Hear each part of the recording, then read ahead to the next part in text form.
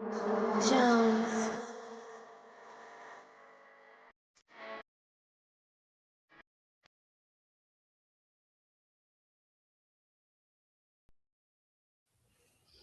What's going on, everybody?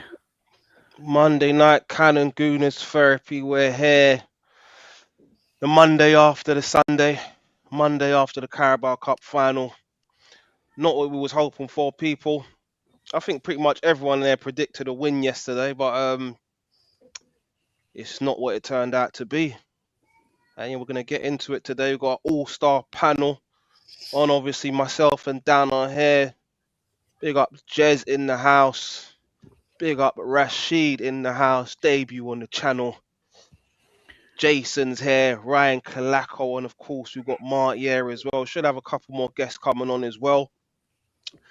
But yeah, we're gonna get into it. Dan, how you feeling, my brother, man? I know before the game, well, for the last few months, you've been talking about this Carabao Cup final and how important that is to our season, us to win it, how that will give the fans, the players, the manager, the hmm confidence to believe that we can go ahead and do this.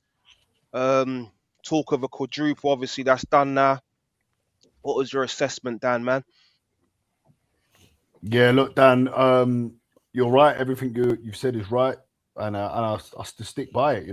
Winning that cup, I actually said it was probably more important than the FA Cup this year due to when it was played, and it's psychologically playing against Manchester City. There's no doubt it would have been a huge, huge psychological um, a win for Arsenal, and it obviously would have brought a trophy. Would have gave the players humongous. It would have done. It would have been great for them because we could be back there in May in an FA Cup final. We could be. Hopefully, we're at Budapest in a Champions League final, and yeah, it would have been. It would have been great. Regarding the league, I do think if there was a point or two in it, I would be really, really worried now. We're already 9 points ahead. I am still a little bit more worried. I'm nowhere, well, I wouldn't say nowhere near, but I'm not as confident as I was. Naturally, it's how you feel after a loss, after a big loss, especially because it was Manchester City. But listen, we've got to roll our sleeves up. I remember in 2004 when we went out to, this is a great team, by the way, our greatest team, arguably, in 2004. In the same week, we were going for the treble, and we went out to Man United in the FA Cup, and we went out to Chelsea, Wayne Bridge. Sorry for giving everyone PTSD, but Chelsea knocked us out of the quarterfinals of the Champions League, and we were 2-1 down at half time against Liverpool. And then the great man Thierry Henry steps up with a hat trick, and the rest is history. We end up winning the league and going unbeaten. So that's what we've got to do. We play. It's a shame now we've got to sit on this for 2 weeks, and then we play Southampton. So it's not even a league game. But if we lose that, suddenly you're out of two, and then it's the big two only left. It's pressure now. These players have got to stand up. It's all about the reaction. And I feel like every time we've had a blip or had a few bad results, we've always reacted really well. What would we won 4 in the spin prior to that game? But Do you yeah, not feel like you talk about previous? Do you not feel like this is a bit more though? This is a cup final. Could this possibly have a bad effect on the players' confidence? 'Cause I know you was a lot more confident before. Obviously, you're still confident. I'm still think we're gonna get over the line in the league, but it's casted a lot of doubt in my mind. If I'm being honest with you, it's casted a lot of doubt, Dan. So, and also touch on where do you think you went wrong yesterday in the game? look, like you say, Dan, you call me Arteta's lawyer. I think Mikel Arteta got it wrong. And I know Marty stands with me on this because, for starters, I'm not sure if it's in his contract, but Kepa should not have been starting. And I'm going to touch on something Jamie Carragher said because it's exactly what I was thinking. Mikel Arteta doesn't owe Kepa. He owes the fans.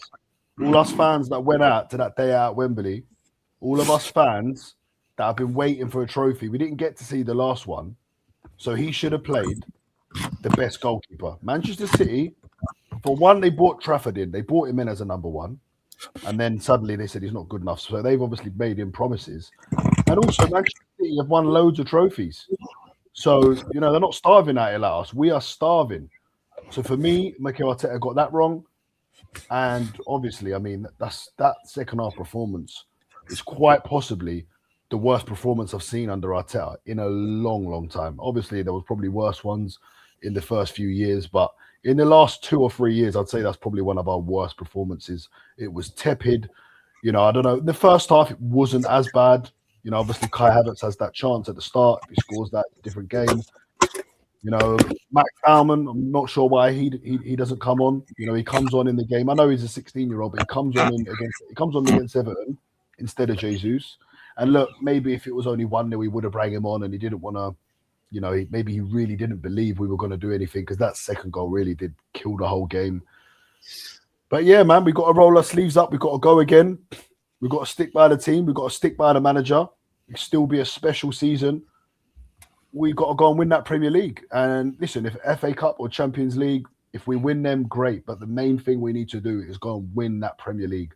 So for me, that Bournemouth game is absolutely humongous. I believe we play before City as well, don't we? They play Chelsea the day after on Super Sunday. Is that right? I think. So, right. Yeah. So yeah, listen, that's all I'm looking at now. I'm obviously I want to go and beat Southampton, but the game that's in my head locked in now is that Bournemouth game. I hear you, man. Jez, my friend, talk to me, Jez. You was down there, drove for a couple of hours to get down to Wembley. Was in the stadium. Where did it all go wrong, Jez, man? What's your breakdown? Look, you know, I've seen a lot of people today saying about Raya should have started Kepa. I'm not going to blame Kepa, right? It was a whole team poor performance.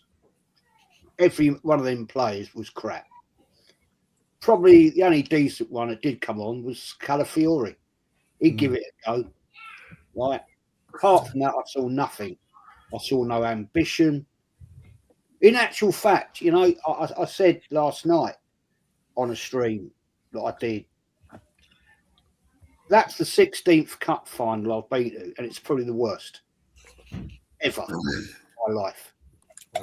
Worse than when we lost to Ipswich, and it's worse than when we lost. What about the last time we played Man City 3-0? It kind of reminded me of that, to be honest. But that was probably a little bit worse. I thought we'd give it a go, but yesterday I saw nothing. I saw no creativity. It was lackluster. It was poor. And what really pissed me off, guys, right?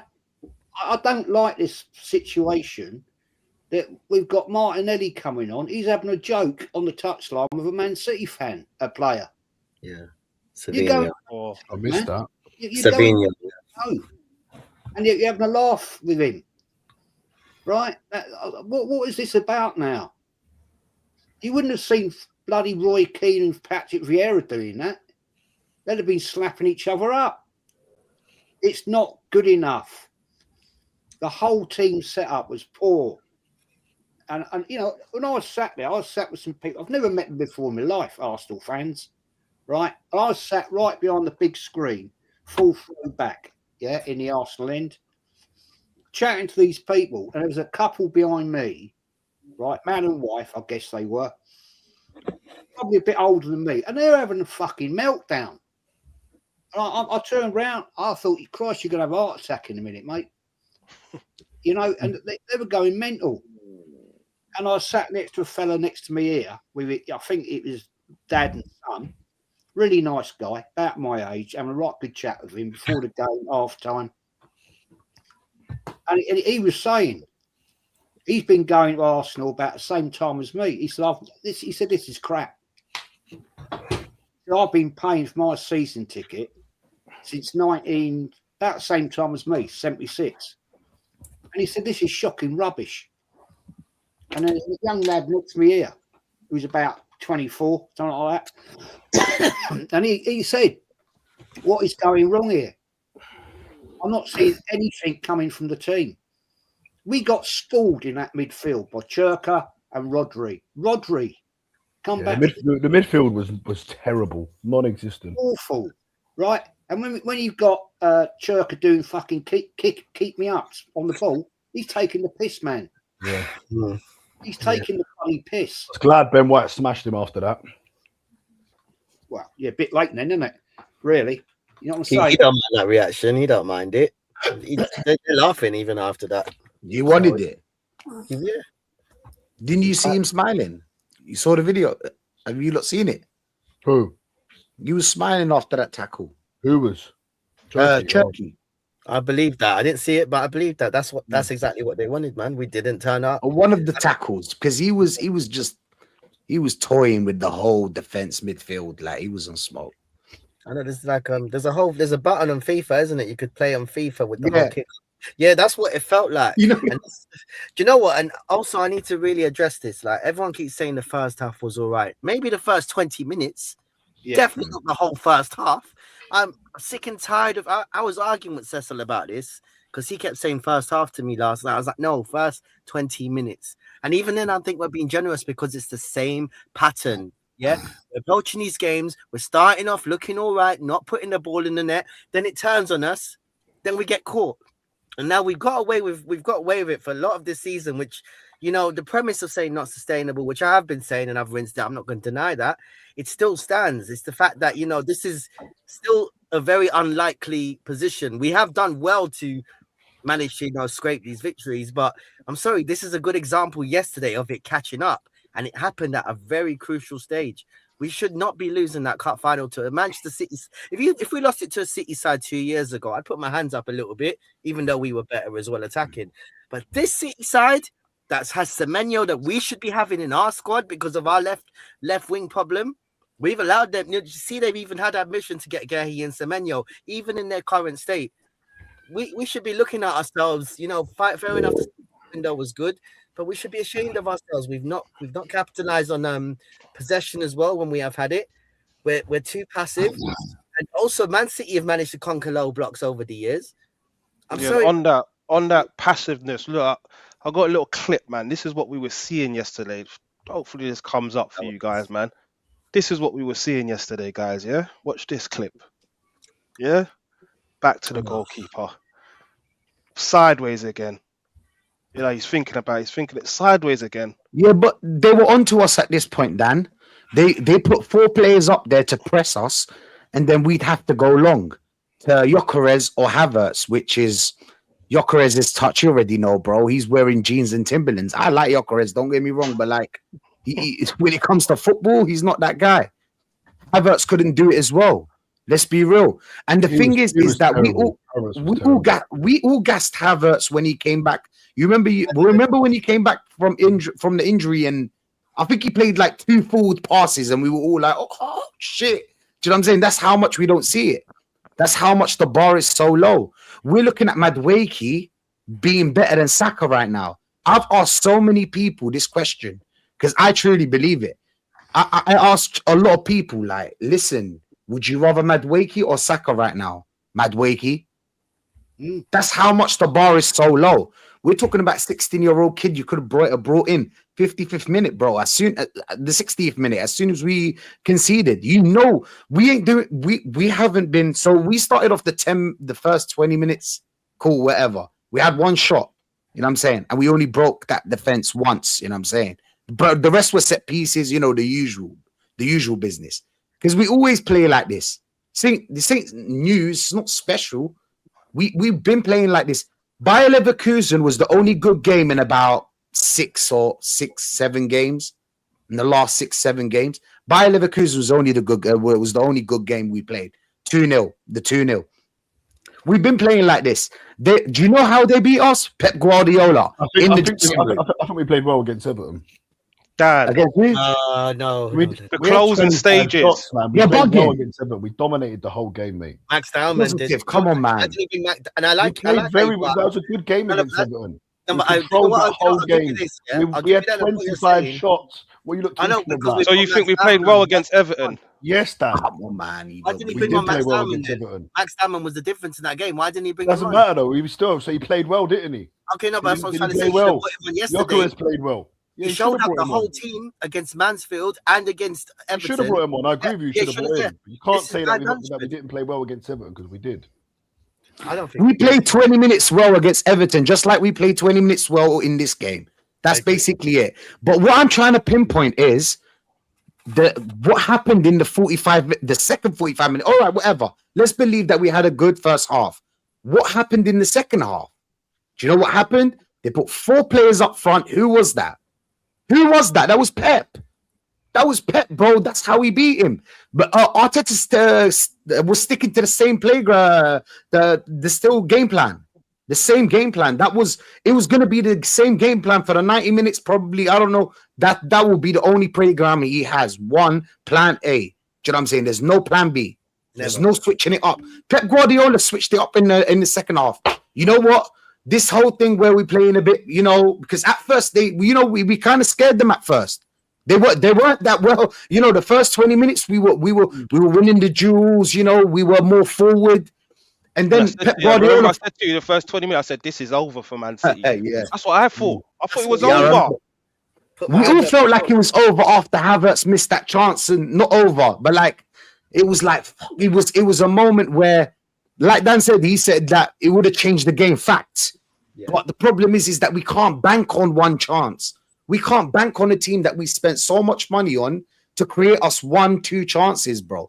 Do you know what I'm saying? Man City came on second half, 4 players up front. Now you have to go long. Then they beat us to every second ball. The problem didn't just stop here. When they scored the first goal, no reaction. If you at least went and said, you know what, 1-0, there's not what was there, 30 minutes to play. It's time for something to change. I don't know what it is. That's why you get 15.6 million. Do you know what I'm saying? There needs to be something that changes. Do you know what I'm saying? In that game. And what we needed is someone with a little bit of creativity. Someone to come, ask for the ball, and do you know what I'm saying? Be our Alexis Sanchez. Be our player that we turn to. Do you know what I'm saying? Because we had Saka, that was shit. Gyökeres, that was shit. Havertz, that was shit. Trossard, that was shit. The whole front line. The whole forwards. And it's not the first time, bro. You can look at the stats. You can look at the eye test. I have a little cousin. Do you know what he tells me? He tells me when watching the game, he says, I don't know why, but I feel like Arsenal are fifth or not first, the way we play. Do you get it? Like the way we play, okay, cool. It's not good in the eye, but we're winning games. Whatever. Do you know what I'm saying? Whatever. But can you scrape through every game? Can you scrape through every competition? Every competition, wing it. Every competition, wing it. Bro, we didn't wing it against Chelsea. That's what I meant. But like in the second time we meet Chelsea, we've lost 4 games out of 50, though. Yeah. No, we're not. No. It's all good. It's all good. We still got three competitions. We'll have a conversation after it's all over. Don't even worry about it. We're just talking about this game. That's it. I'm talking about, okay, let's just talk about the Carabao Cup. Our Carabao Cup, we got to the final. Do you know what I'm saying? We got to the final. The way I see it is you got to a final against the City that is not in form, right? We were all happy. We were all gassed. All of us here probably, like I thought it was going to be a 2-1. I didn't think that it was going to be higher than that, but I know how tough it is to go against Man City. But like, I felt like we had a chance there because they had no defense. How could we not create against that? How could we not? They had nobody. They had nobody in that defense, bro, that can stand that. If Gay played, you know what I'm saying? Diaz, all right, cool, whatever. You get me? But like, it is where it is. It is where it is. It gets to a point where like you need to turn around and say what went wrong in that game. Arteta's been doing the same tactics every game. If it goes to plan A, it goes to plan A. If not, we get the little draw. That's why I think we're gonna win the league based on that we can get a lot of draws. We're not gonna lose. See, when it comes to a final, you have to play to win. You know what I'm saying? You have to play to win. The same way we win, and of course, it's mentality. It's mentality as well. Because we beat PSG, and I'll end it on this. We beat PSG, yeah, in the group stages. When it came to the semi-final, what happened? We crumbled. Why? What was the difference? Do you know what I'm saying? What was the difference between the 2 games? 3 games. And yeah, man, that's what it is. Mentality and tactics, bro. Speaking a lot of facts, Rash, man. Before we come to Marty next, man, I just want to obviously introduce the judge. The jury, thank you for coming on, Lee, man. Big up Lee Judges in the building. Lee Judges, massive, man. We appreciate you coming on, Lee, man. All right, everybody, all right? Yeah, well, good, man. Thanks a lot for coming on, mate. Appreciate it, mate. But Marty, I No, see you. listen. I was watching some of your stuff on the watch along, and I could see that you was absolutely fuming Yeah, I was. that Raya didn't start. Yeah, I'm gonna let. I know you can talk a lot. I ain't got to say much, man. Break it down for us, Mark, man. How you feeling, man? Look, you know what? For me, the whole thing, I was really excited to, for the cup final, 6 years, silverware, great opportunity. And look, I've said this. The reason why you play David Raya in that situation, I don't care who's promised what, and Positive Dan, brings up a really good point. I saw Jamie Carragher break it down absolutely fantastically. Listen, when City bought Trafford, they bought him as a number one, and they thought, oh, let's go and buy Donnarumma because he's available and we'll need him. When we got Kepa, he was a backup keeper. I don't care what's in your contract. I don't care about sentiment. For me personally, David Raya is, I believe, the best goalkeeper in the world, and I'll come on to that and I'll explain why. Not only just the 21 clean sheets in all competitions across Europe, which no other goalkeeper's done. What we saw yesterday was a typical example of why you needed David Raya. One, listen, all goalkeepers make mistakes, and I'm not pinning all this on Kepa. For the booking that he picks up, he's very lucky. One, he could have got sent off. Two, he could have given a penalty away. Or three, that ball could have gone in the back of the net. Luckily, he gets a booking, not a red card, and it's a free kick. But that could have gone horribly wrong. When I watch Raya, like Lee does, and his positioning when we've got the ball down the other end of the pitch is so high that in a situation like that he doesn't let that ball bounce. He controls it. And he distributes it. That's a classic example of the amount of pressure that he brought on the team. Now, there's times when we were 1-0 down or 2-0 down where Kepa's got his foot on the ball, right? What David Raya does differently in that situation is when he's got his foot on the ball, he will then move it closer to you to draw the team in. Kepa can't do that. He's trying to do what David Raya does. And he's one of the best in the business at doing that, okay? Also, his distribution, his short range, mid-range and long-range distribution was nowhere near the quality of Raya. And I'm not saying he hits every ball on the money because he doesn't, because I've seen him put balls off the pitch, right? And I've seen, like I said, seen him make mistakes. That's a classic example of why we couldn't break through the lines. Now, one of our midfield outlets is Zubimendi. The reason why Kepa couldn't find Zubimendi, and the reason why that transition works so well is because when you've got a goalkeeper like David Raya, he will make those risky passes, which sometimes you think, oh, and I've sat there at the Emirates and gone, oh, that's a bit, but then Zubimendi collects the ball, he turns on it, and he opens up. Okay, I know he plays backwards and sideways a lot, but then he'll move the ball onto a Declan Rice, or he'll move it out to a Hincapié, or a Ben White Timber, and then obviously you start the build-up play. Kepa is a very good goalkeeper, and I'm not placing all the blame onto just Kepa, but that's the classic example of what we lacked. I've seen Arsenal play. I thought the first half, if I'm honest with you, was a cup final game. Both teams, and people say, oh, we were only for 20 or 30 minutes. I get that. But for me, that first half, both teams were in the game, and it was a proper game of football. It was enjoyable to watch. The first moment, I knew we were going to lose that game. That's why I lost my head, which I don't usually, was when Kepa makes that mistake.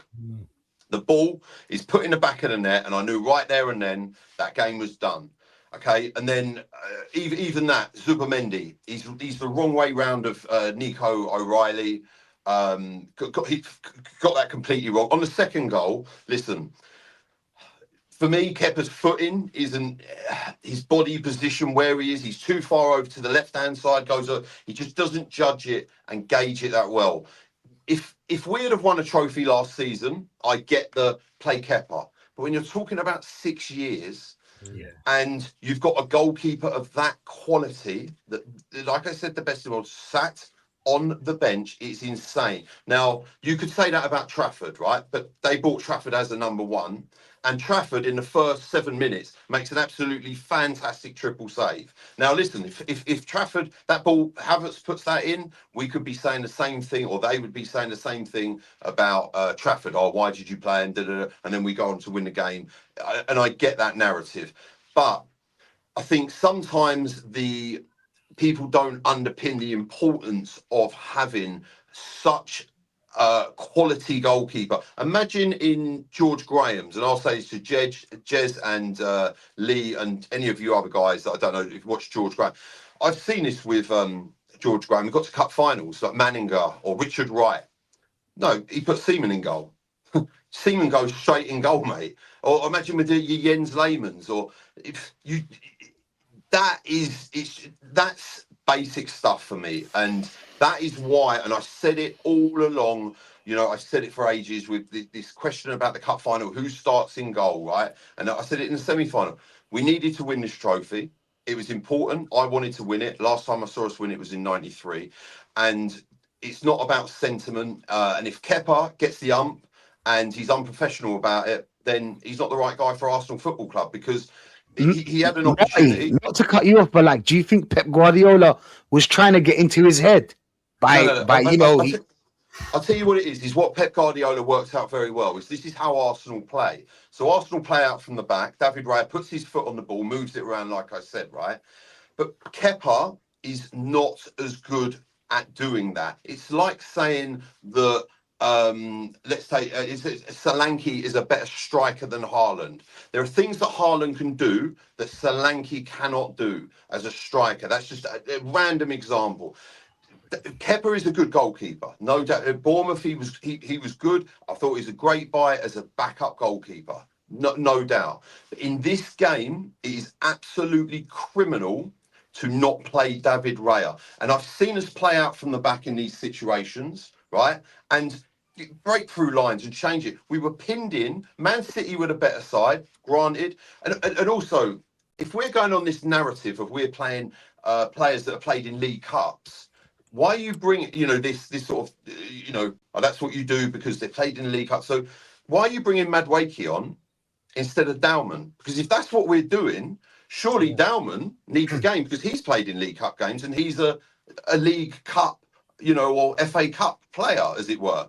So, and what we saw against Everton, and people say, oh, pin the hopes on a 16-year-old. I don't care whether he's 10 years old, whether he's 46 years old or whatever. But what I saw in that Everton game, that guy has the ability to change a game where you need it to. Now, that for me was the option we had. Gabriel Jesus did nothing. Madueke, listen, you're picking up the ball. There was that time the ball comes over to him on the touchline and he miscontrols it and it goes out for a throw. Oh, mate, that was so bad. Yeah, but I'll tell you what, honestly, does Max Dowman do that? I don't believe he does. He is an uncharted territory player in the way that no one really, you can watch him in youth games, but he plays in a 10. But playing on the right-hand side for Arsenal, there's only so much research you can do on this lad. But he plays without fear. And every time he gets the ball, he doesn't lose it. He wants to move it forward. He influences games. And like that Everton game, without him on the pitch, we don't win that game. Madueke, for me, was poor. It was the wrong substitution. And we were just the only two players in that game that walked away from that game for me with any credit is Gabriel and Saliba. And they were, they did what they had to do. It's as simple as that. Marty, so what you're saying, I know you went on to Kepa. That's the main reason that you're giving, but big up Delu Daguno. What he's saying is Kepa was shit for that mistake, but it's not why we lost, Marty. So is there a lot of other factors? I think it is why we lost, though, because ultimately, once that goal went in, the game was done. What I'm saying is, when a goalkeeper makes a mistake like that in any game, if you're 2-3-0 up and your goalkeeper makes a mistake, we saw it with Sanchez on Saturday. Good example against Everton. Within I think 15 minutes, miscontrols the ball. It sets the tone for the game. Now, what Pep did very well is he read that Arsenal was still going to try and play the way they play with David Raya, but you've got Kepa in goal, and he's just listen. That's why I rate him so highly, because the way that he moved, the things that he does. And in today's football, a ball-playing goalkeeper, listen, I got brought up on like I said, David Seamans, your Jens Lehmanns, your Petr Cechs, and, Oliver Kahns. They weren't ball-playing goalkeepers. It was only when Neuer started. Marty, just quickly, they asked Arteta, and he said that he'd play him again. Now, there's a chance we could face Man City in the FA Cup final. If we face Man City in the FA Cup final, if you're going to do that again, right? The definition of insanity is making a mistake and repeating that same mistake again. Kepa's got us that final, and Kepa will get you to a final, right? But when you're in a final, right, there's levels. You're not playing Burnley or you're not playing Charlton or whatever, some, County Durham or whatever. You're playing Man City, a side that have been there and done it. You need your best players on the pitch. And that, for me, is an absolute no-brainer. End of situation. And that is, like then people will say, David Raya, but then look who he's got in front of him, right? Yeah, he's got Gabriel Saliba, Hincapié and White or Timber in front of him, right? So if that defence is that good with David Raya, how can you expect that defence to be that good without David Raya? It's a unit. It's a team game. That's my frustration with it. I said it before, and and you know what? My worst fears came true, and that's why I was so frustrated. And I do not listen. I don't think many of you guys have seen me lose my stuff, a lot, because I don't do that, right? But when I called that, and then it happened, because it's glaringly obvious. It was just like, and I didn't want to see that happen, because I didn't. I wanted Kepa to have a worldie and I wanted to win the game, right? But that's why I said it for ages. And this is why I banged on about how good David Raya is. And everyone's like, oh yeah, he's a huge factor as to why we are in the league, Champions League. And I think he gets underestimated. Well, he did when he came to the club. Everyone was like, oh, Ramsdale. Ramsdale was Kepa, I think, is better than Ramsdale. And that's my honest opinion. I think he is. But Raya that's why he's that good. Judges, talk to us, mate. Obviously, I saw you yesterday at the game, and you said you was more disappointed than fuming. Yeah, disappointed. Like, the mistake is costly.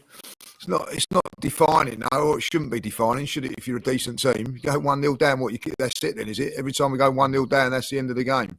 No, it ain't. You know what I mean? Find ways to do it, What I'm disappointed about, listen, for me, I'm just going on to the Raya Kepa thing now, the FA Cup, I'll be fuming, right? And I back Kepa to play in the Carabao Cup because it's the Carabao. I'll be fuming, right? I don't want anybody even saying, because it's Southampton. Raya plays against Southampton, right? Because there's no guarantees we're going through in that round there. He plays now. And do you know why he plays now?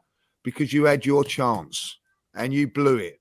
That's it. And I want to see now Arteta be ruthless, like he's been ruthless with Eze when he had the mistake against Aston Villa, didn't play for 10 games. You had your chance. I backed you to have that chance. Arteta's backed you to have that chance. You blew it, and that's it. And I agree with Marty. The mistake come from the first mistake because he got all that. What was he doing? I don't know. And then got edgy and all that after that, and then makes the mistake. Listen, can we defend it better?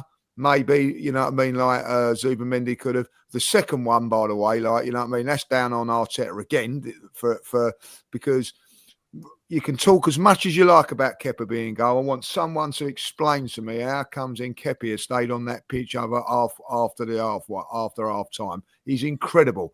Every single person around me is going, it's a shame on Nketiah. He's a good player, but he's been booked. You've got to take him off and bring on. He didn't. Waited until he went 1-0 down, right? You look at it now, and I'll say this. I'm looking at the game. 10 minutes into the second half, 50.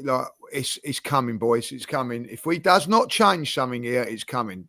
So, we all watched the game and somebody tell me what Trossard's position was, because it wasn't the position that he's normally been playing. It wasn't out wide and taking on fullbacks and pinning a fullback down or whatever. It's playing inside of the left and all that. Done absolutely nothing, Saka done absolutely nothing, in that game. Gyökeres isolated, he'd be sending out Lonely Hearts letters, because he did no one near him all game. And as for Havertz, he had a shocker as well. How comes all four of our attacking players had shockers? Why? So it's got to be something to do with tactics. I agree with what we were saying earlier on. You don't go into a cup final, you don't go any game, but we do. We're set up not to lose, not to win, not to lose, and that was a difference today. And my biggest disappointment and the biggest anger I've got about it, right, is that what we needed today in that game yesterday, was Yeah, tactically they sussed us out. They stopped us playing from the back, whether it's the goalkeeper or not. That's what they've done. What you need then is someone's going to pick the ball up and go past players, right? A week ago at Everton, we was in the same sort of scenario, and he brings on a 16-year-old kid and he wins us the game. And everybody I hear turns around and goes, brave, oh, Arteta, that. So brave of him. Where was his brave then yesterday? Why are people criticise? What has been Max Dowman's reward for winning us that 3 points on against Everton? I'll tell you what his reward is. Not 1 minute of football since. Not 1 minute since. Where's the bravery of the manager now, like? So when everything's right about Mikel, and quite rightly so, I love it, everybody gets on board and says how well Mikel's done. When he has a stinker like yesterday, Kepa's fault, isn't it? Like, you know what I mean? Who picked Kepa? Kepa's fault yesterday. We didn't do this, we didn't do that. Like, the manager has to take a lot of responsibility for that game yesterday. Like, that doesn't mean to say he's a bad manager. He's just had a shocker, a poor game. He's a shit manager. He's shit manager. I never wanted him, and he's proven it, and he's proven it again, my friend. Right? He's capitulated every season.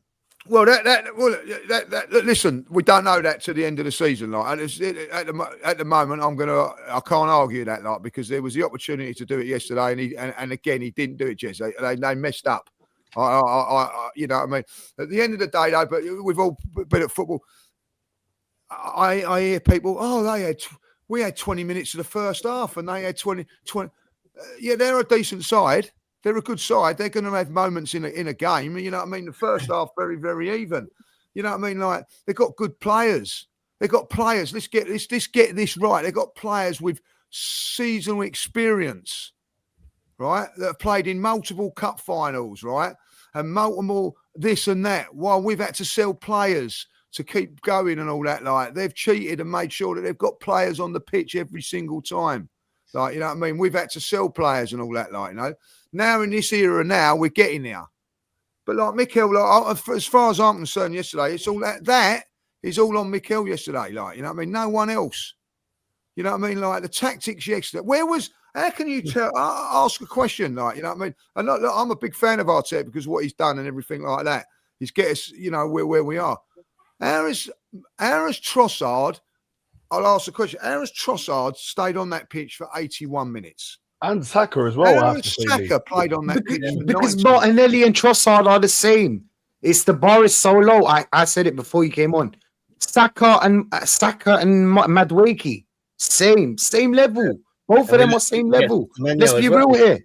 Yeah. Let's be real here. There's nothing's going to change. If you put on Martinelli, you get more pace, but less control. You put on Trossard, it's more control, less pace. So we keep going forward with this. Saka wants ball to feet, always cuts onto the left. Everybody sussed him out. It is what it is. You love him or not. We're talking about right now. Madueke takes on the player, skies the shot. I don't know what he does. Do you get me? Like, it's just the same. Yeah. Can't argue it. What I have to say, though, is, you know, listen, I've heard Ryan at the start there say that, you know, we can't lose to Man City, not this Man City, you know. It's still Man City. They're still Manchester City. They've still got Guardiola, the best manager. And but we are supposed to be the Arsenal history. Listen. No, let me take you back to 2017. Chelsea won the league that year with 95 points. You like going back in it, Dan? We beat them in the FA Cup final with Mertesacker and Rob Holding. And we're a better team than them. Like, a final, you can lose on the day. No, I hear that. But Dan, I hear, and I'm not disagreeing. And it has happened. And it's all about the reaction. Like, it's all about the reaction. It's the same. All about how we react. If we react and go and beat Southampton, go and beat Bournemouth, and keep winning our league games, and we win that Premier League. Then, Jez, you can't sit there and say he's a shit manager if he wins Arsenal their first Premier League title in 22 years. And what people are doing now, if he wins the Premier League, you can't say that, can you? Okay, yeah, but we're talking about future, Dan. Yesterday, Dan. Yesterday, you say that. I've said already. I put it all on Arteta. I've said before. I'll put it on an Arteta. FA Cup. He's capitulated every year. If he wins the Premier League, you can't turn around and say he's a shit manager. He ain't won it yet. Yeah, I said the way things are going, I'll be surprised if he does. I won't lie. Yeah. Do you know what I say on that, right? I would love to have heard that half-time team talk, because from where I was sort of watching, it looked like all the players went into the dressing room, and Arteta went to the Kazi or something and had a turnout, and then just came back out and then went, "Go on, guys, jump back on the pitch. See what we can do." Do you know what I mean? Do you think that's the first time, though, Marty, this season? No, Do you think it's the first time? Right, do you know what the thing is I have seen a lot of times us play like we played in the second half in the first half, and then in the second half we go and turn it on and blow teams away. What I saw, and listen, that don't listen. I don't slander I don't slander anyone, and I'm not. Arteta made the decisions. The first key decision he got wrong was sticking that guy in goal. I'm not blaming the whole game on Kepa. Then the next key decision: why was Trossard on that pitch after 55, 60 minutes tops? Why was Max Dowman not on that pitch? Right? Why? I mean, what's happened to Eze? I mean, what explanation? Why was Hincapié? So the second Hincapié gets booked, right? Like Lee said. Different player. Get Calafiori on. We know what this guy can do. You've got guys on the bench. Get it done. Like, make the relevant changes. And I didn't see that yesterday. And that one is 100%. It's on the manager, because that was one game that you had to go and win. And do you know what? I don't think it's rocket science. I don't think you're going to go and smash this City team, but we could have won that game. And we're all sitting here talking about very similar points. Your Max Dowman's, how we, etc. All of those points. It was quite straightforward, and that's it. That's what cost us, and that's what's disappointing.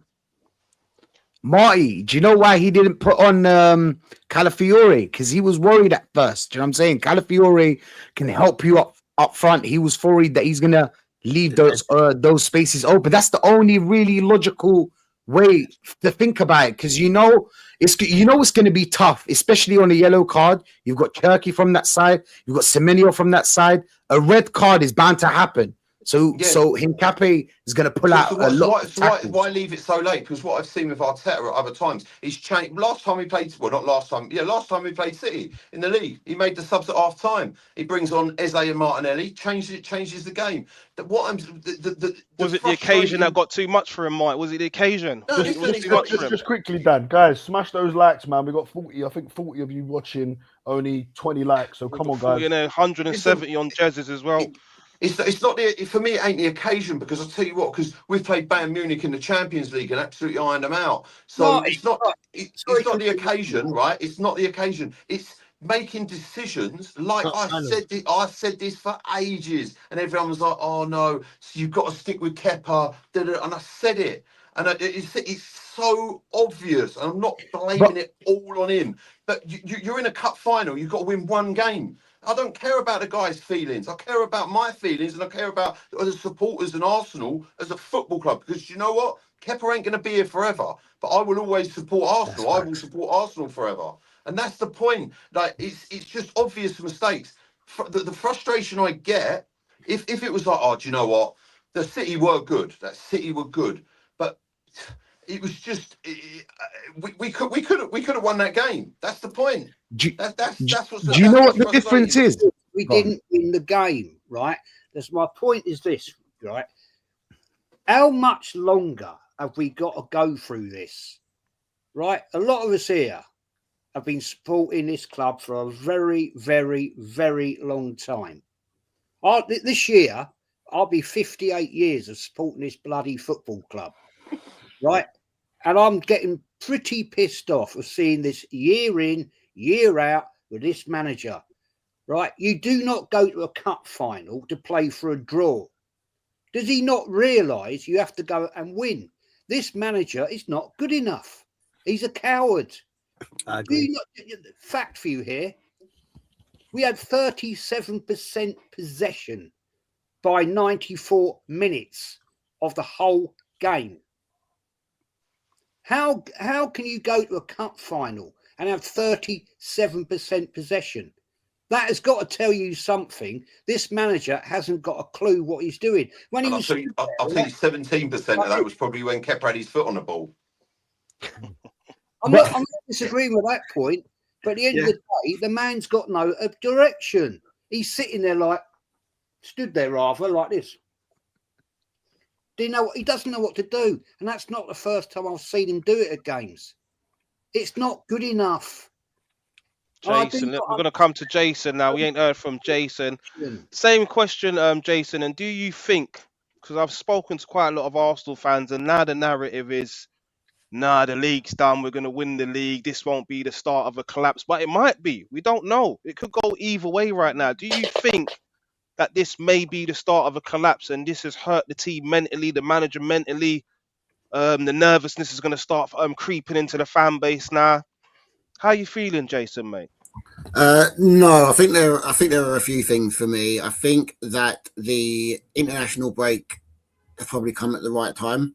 I think then coming back and going into the FA Cup as again will probably also come at the right time. And then when we go back into the league phase in a couple of weeks, we play before City. Now, what happened yesterday puts massive onus or massive, even more emphasis on that game at Bournemouth. It was a big game anyway. I'm like positive Dan. I thought that yesterday was and should have been the catapult that then just pushed us through and past and through the rest of the season. And we didn't see it. And you know, I've listened to everyone. And I think there's been some really good points. I think what we saw yesterday was was I suppose the nature of finals. And form kind of goes out the window. It's a bit like derbies. I mean, in the last 10, 15 years, we've seen Palace, Wigan and Birmingham win finals that they had no right to go and win when you look at the sides that they were up against. But they turned up on the day. They stuck to their game plan. They had faith. They had belief. They went out. They thought they could do it, and they went out and did it. Two of those sides are languishing in League One or wherever it is that they are now. But on that day, they thought, on that day, they did what they needed to do. Yes, I think Raya should have started, but I wasn't absolutely angry that Kepa started. Obviously, we spoke a little bit about the press, and I'm sure we'll talk about that a bit more. It was frustrating to watch. I mean, even going back to Ramsdale, even Ramsdale gave us better options. But the other thing about the press is we're talking about the press and Kepa's inability to play out. But actually, Man City were very brave in what they did, because they basically said, look, you're either going to play over us and take a chance, or you're going to try and play through us and we're going to nick it and we're going to put you on the back foot, and you don't want to do that. So they created a level of hesitancy that then just made it very frustrating for everyone, and we weren't able to find a solution. Obviously, the game at the Etihad is a very different game because Raya's back in. But that's the challenge. And then obviously you've got the issue around the lack of creativity in the middle of the park. Jason, going into that game at the Etihad now after this, such a big blow in a cup final. I don't know how you're feeling, but I think Guardiola's got Arteta's number, and I don't think we're going nowhere. Wait, hold on. Dan, that's their first win against us in 7 games, and you think Guardiola? I'm talking about the Etihad, Dan. We ain't won there since what was it, Cazorla and Giroud? Yeah, what are we talking about? When did we lose? Well, we lost the most important game over the last 6-7 games that you're talking about was that Carabao Cup final, and guess what happened, Dan? Yeah, look, I think the league game at the Etihad is very different, particularly because the Bournemouth game and the game against Chelsea will also give us an indication as to what that means in the league.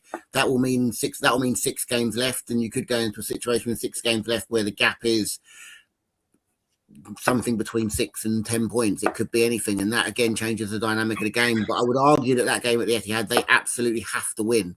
So I do think that, yes, you go out to win cup finals, absolutely.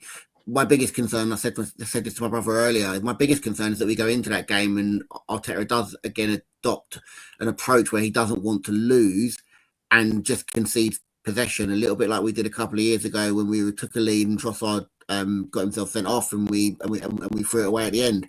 But that game at the Etihad in the league is a very different game. I think the break that comes up now is enough for us to kind of to rejuvenate us a little bit. And then the last thing I want to talk about just very quickly is mentality. People have spoken about mentality, and there is a question mark that I have, but I also look at the players that we've got in our squad, and you look at Raya and Zubimendi, who have won, big tournaments with Spain. You look at Gyökeres, who won the league in Portugal. You look at Nketiah, who won a league in Germany. You look at Rice, who captained the side to European glory. I haven't seen it in decade after decade after decade.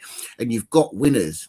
But what this side needs to do is they need to win collectively. And I think once they do, they will then go on and do it. But we have to get over the line. We have to get over the line. So many people here in the chat predicting us to lose game after game after game. It's like, I don't know, are people just stupid or do they not watch football? We've only lost 4 games out of 50. Dan, stop. We've lost 4 out of 50. Listen, bro. We've got people saying we're going to lose. This is off the back of the biggest. You said it was our biggest game, we're going to Dan. get smashed by City. This is going to happen.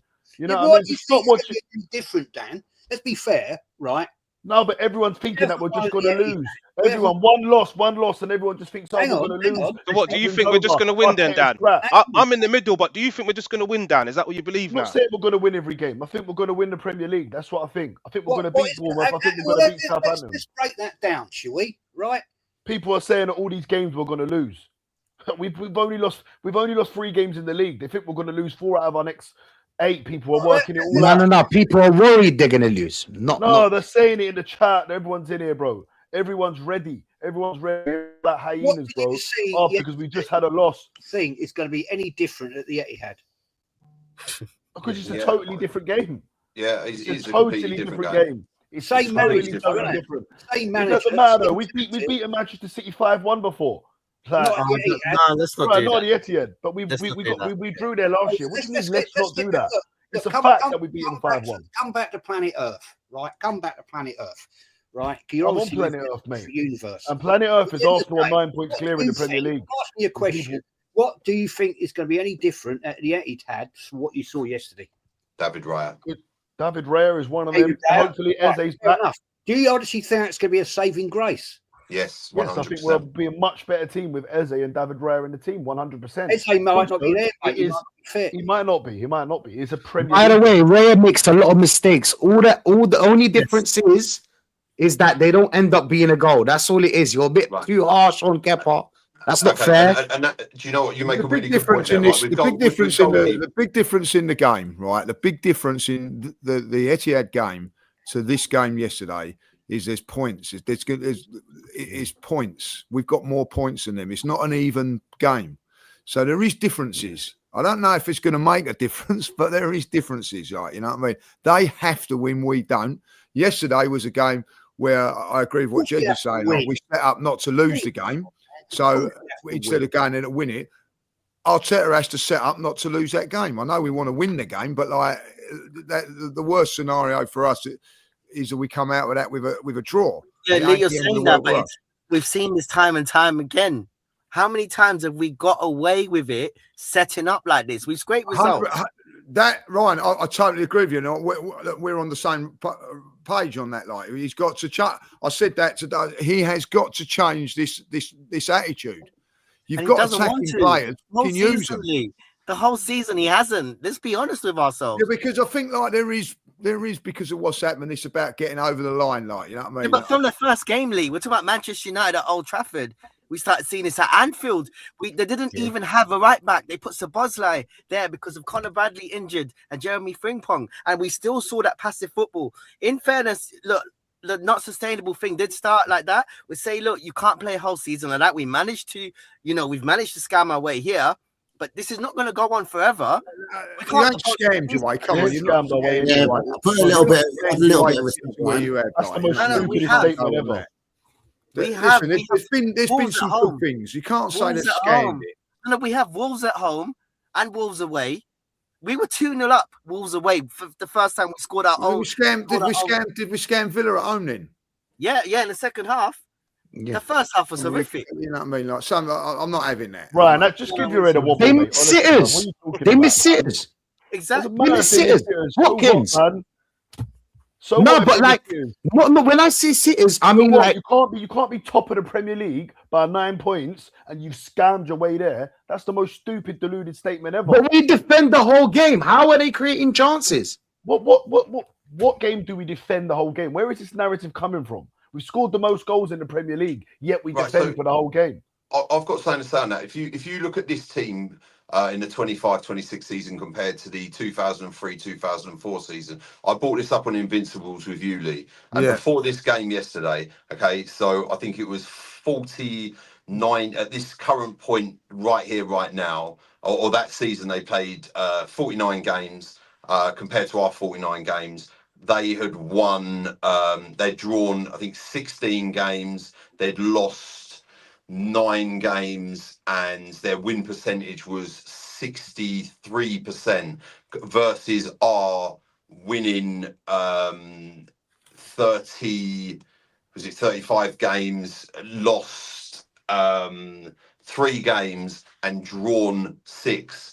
And our win percentage is 76. But people say it's boring football, this, that, the other. And I'm not saying this is better than that. They didn't have a set team piece is coach. phenomenal.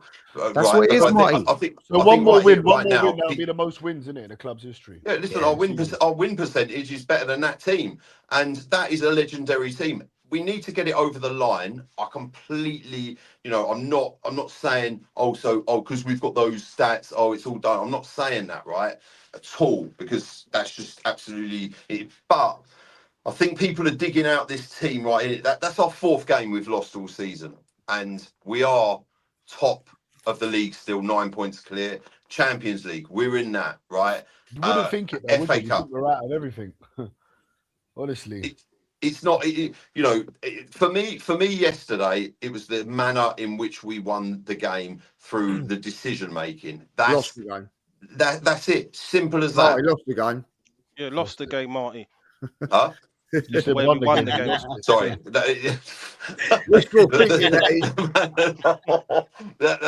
That's what it's done to me. That's what it's done to me. Honestly, I can't get over that decision. And Lee, I remember having this conversations with you on the Invincibles, right? And we were talking about it, and I was like, and I hate to be right on it. Like I've said before, that for me was just absolute suicide in the way that Arteta, his career this season, I believe, is on the line because he needs to get silverware. He's been given the funds to build the team. He's got the players that he wanted. He's built this tremendous squad. If you end up empty-handed this season after being 9 points clear now in the Champions League and this stage of the FA Cup, man, that will be if I'm honest, that will be a huge bowl job. 100%. It will, 100%. And That'll be the nail in his coffin if he I want does to that. come to. I'm going to go to Lee. I want to ask Lee on this first, and then everyone can have their say. But what is going on with Bukayo Saka? Because even me is trying to be positive as a fan and backing Bukayo Saka. We all know he's been on this journey longer than any player at the club. Obviously he was there under Unai Emery. And then Arteta's come in and he was looking like he was borderline world class. Last season, he had some great moments scoring against Real Madrid. You think of that chip. He used to score in all the big games. He was always our main player. He created everything. All went through Saka. And he is essentially like Mr. Arsenal. I know that's obviously there's only one Mr. Arsenal, Tony Adams, but just that he's come through the academy and he's got that affection with the club. But this season, I keep thinking I'm waiting to see that old Saka of you last year or the year before or even the year before that. Where do you think it's gone wrong for Saka? Because as well as we're doing, he's not having a good season, is he? No, he needs to step up. He needed to step up yesterday. He was an honest. I think a couple of things that for me, I think that injury has obviously played on his mind. I think then you're doing a warm up against Leeds and you break down. That must mentally get you worried and things like that. I think from that point of view, and listen, he's just not playing well. And what's his reward? I'll tell you what his reward is. I will give you the captaincy, which I don't know how he's become captain. I really don't like when you're not playing well. The thing that I'll be saying to him is that concentrate on getting yourself back to your best, and at this moment in time with you, sometimes it's a mental thing, when you have an hamstring injury. Now people will go, Gabriel's had it as well. Gabriel is not relying on explosion as a defender. He does, and if you're not confident with it, I played with a footballer once, unbelievable player with pace and that, but he just kept breaking down with his hamstring, and then it was a mental thing, and I don't know. He's just not playing well, and I don't think Mikel was doing him any favours whatsoever. This is by keeping him on. You know what I mean? If you're having a bad game, off you cut. It ain't the end of the world. We all have bad games. We all have bad games in our time. You know what I mean? I'll tell you what. You're not playing well. off against Leverkusen, didn't he? Away when he was. And rightly so. And we got the result. Not to get the result. We did. We got the draw, didn't we? You know what I mean? Madueke come on and done well in that. what happens then is that, oh, I'll tell you what, we put you over to the left now, Saka, and we're bringing Madueke, and then instead of saying to Saka, no, you need to be, but I don't think it will be a bad thing to say, right, next game against all right, Southampton, you're not playing. I'd even say against Sporting, have a bit of bottle and say, no, you're not playing. You're having a break. You know what I mean? Like, I don't know what, but I'll tell you what ain't working. Keep playing him. He's not playing himself back into form. This is 5 or 6 games now when he's been like non-existent.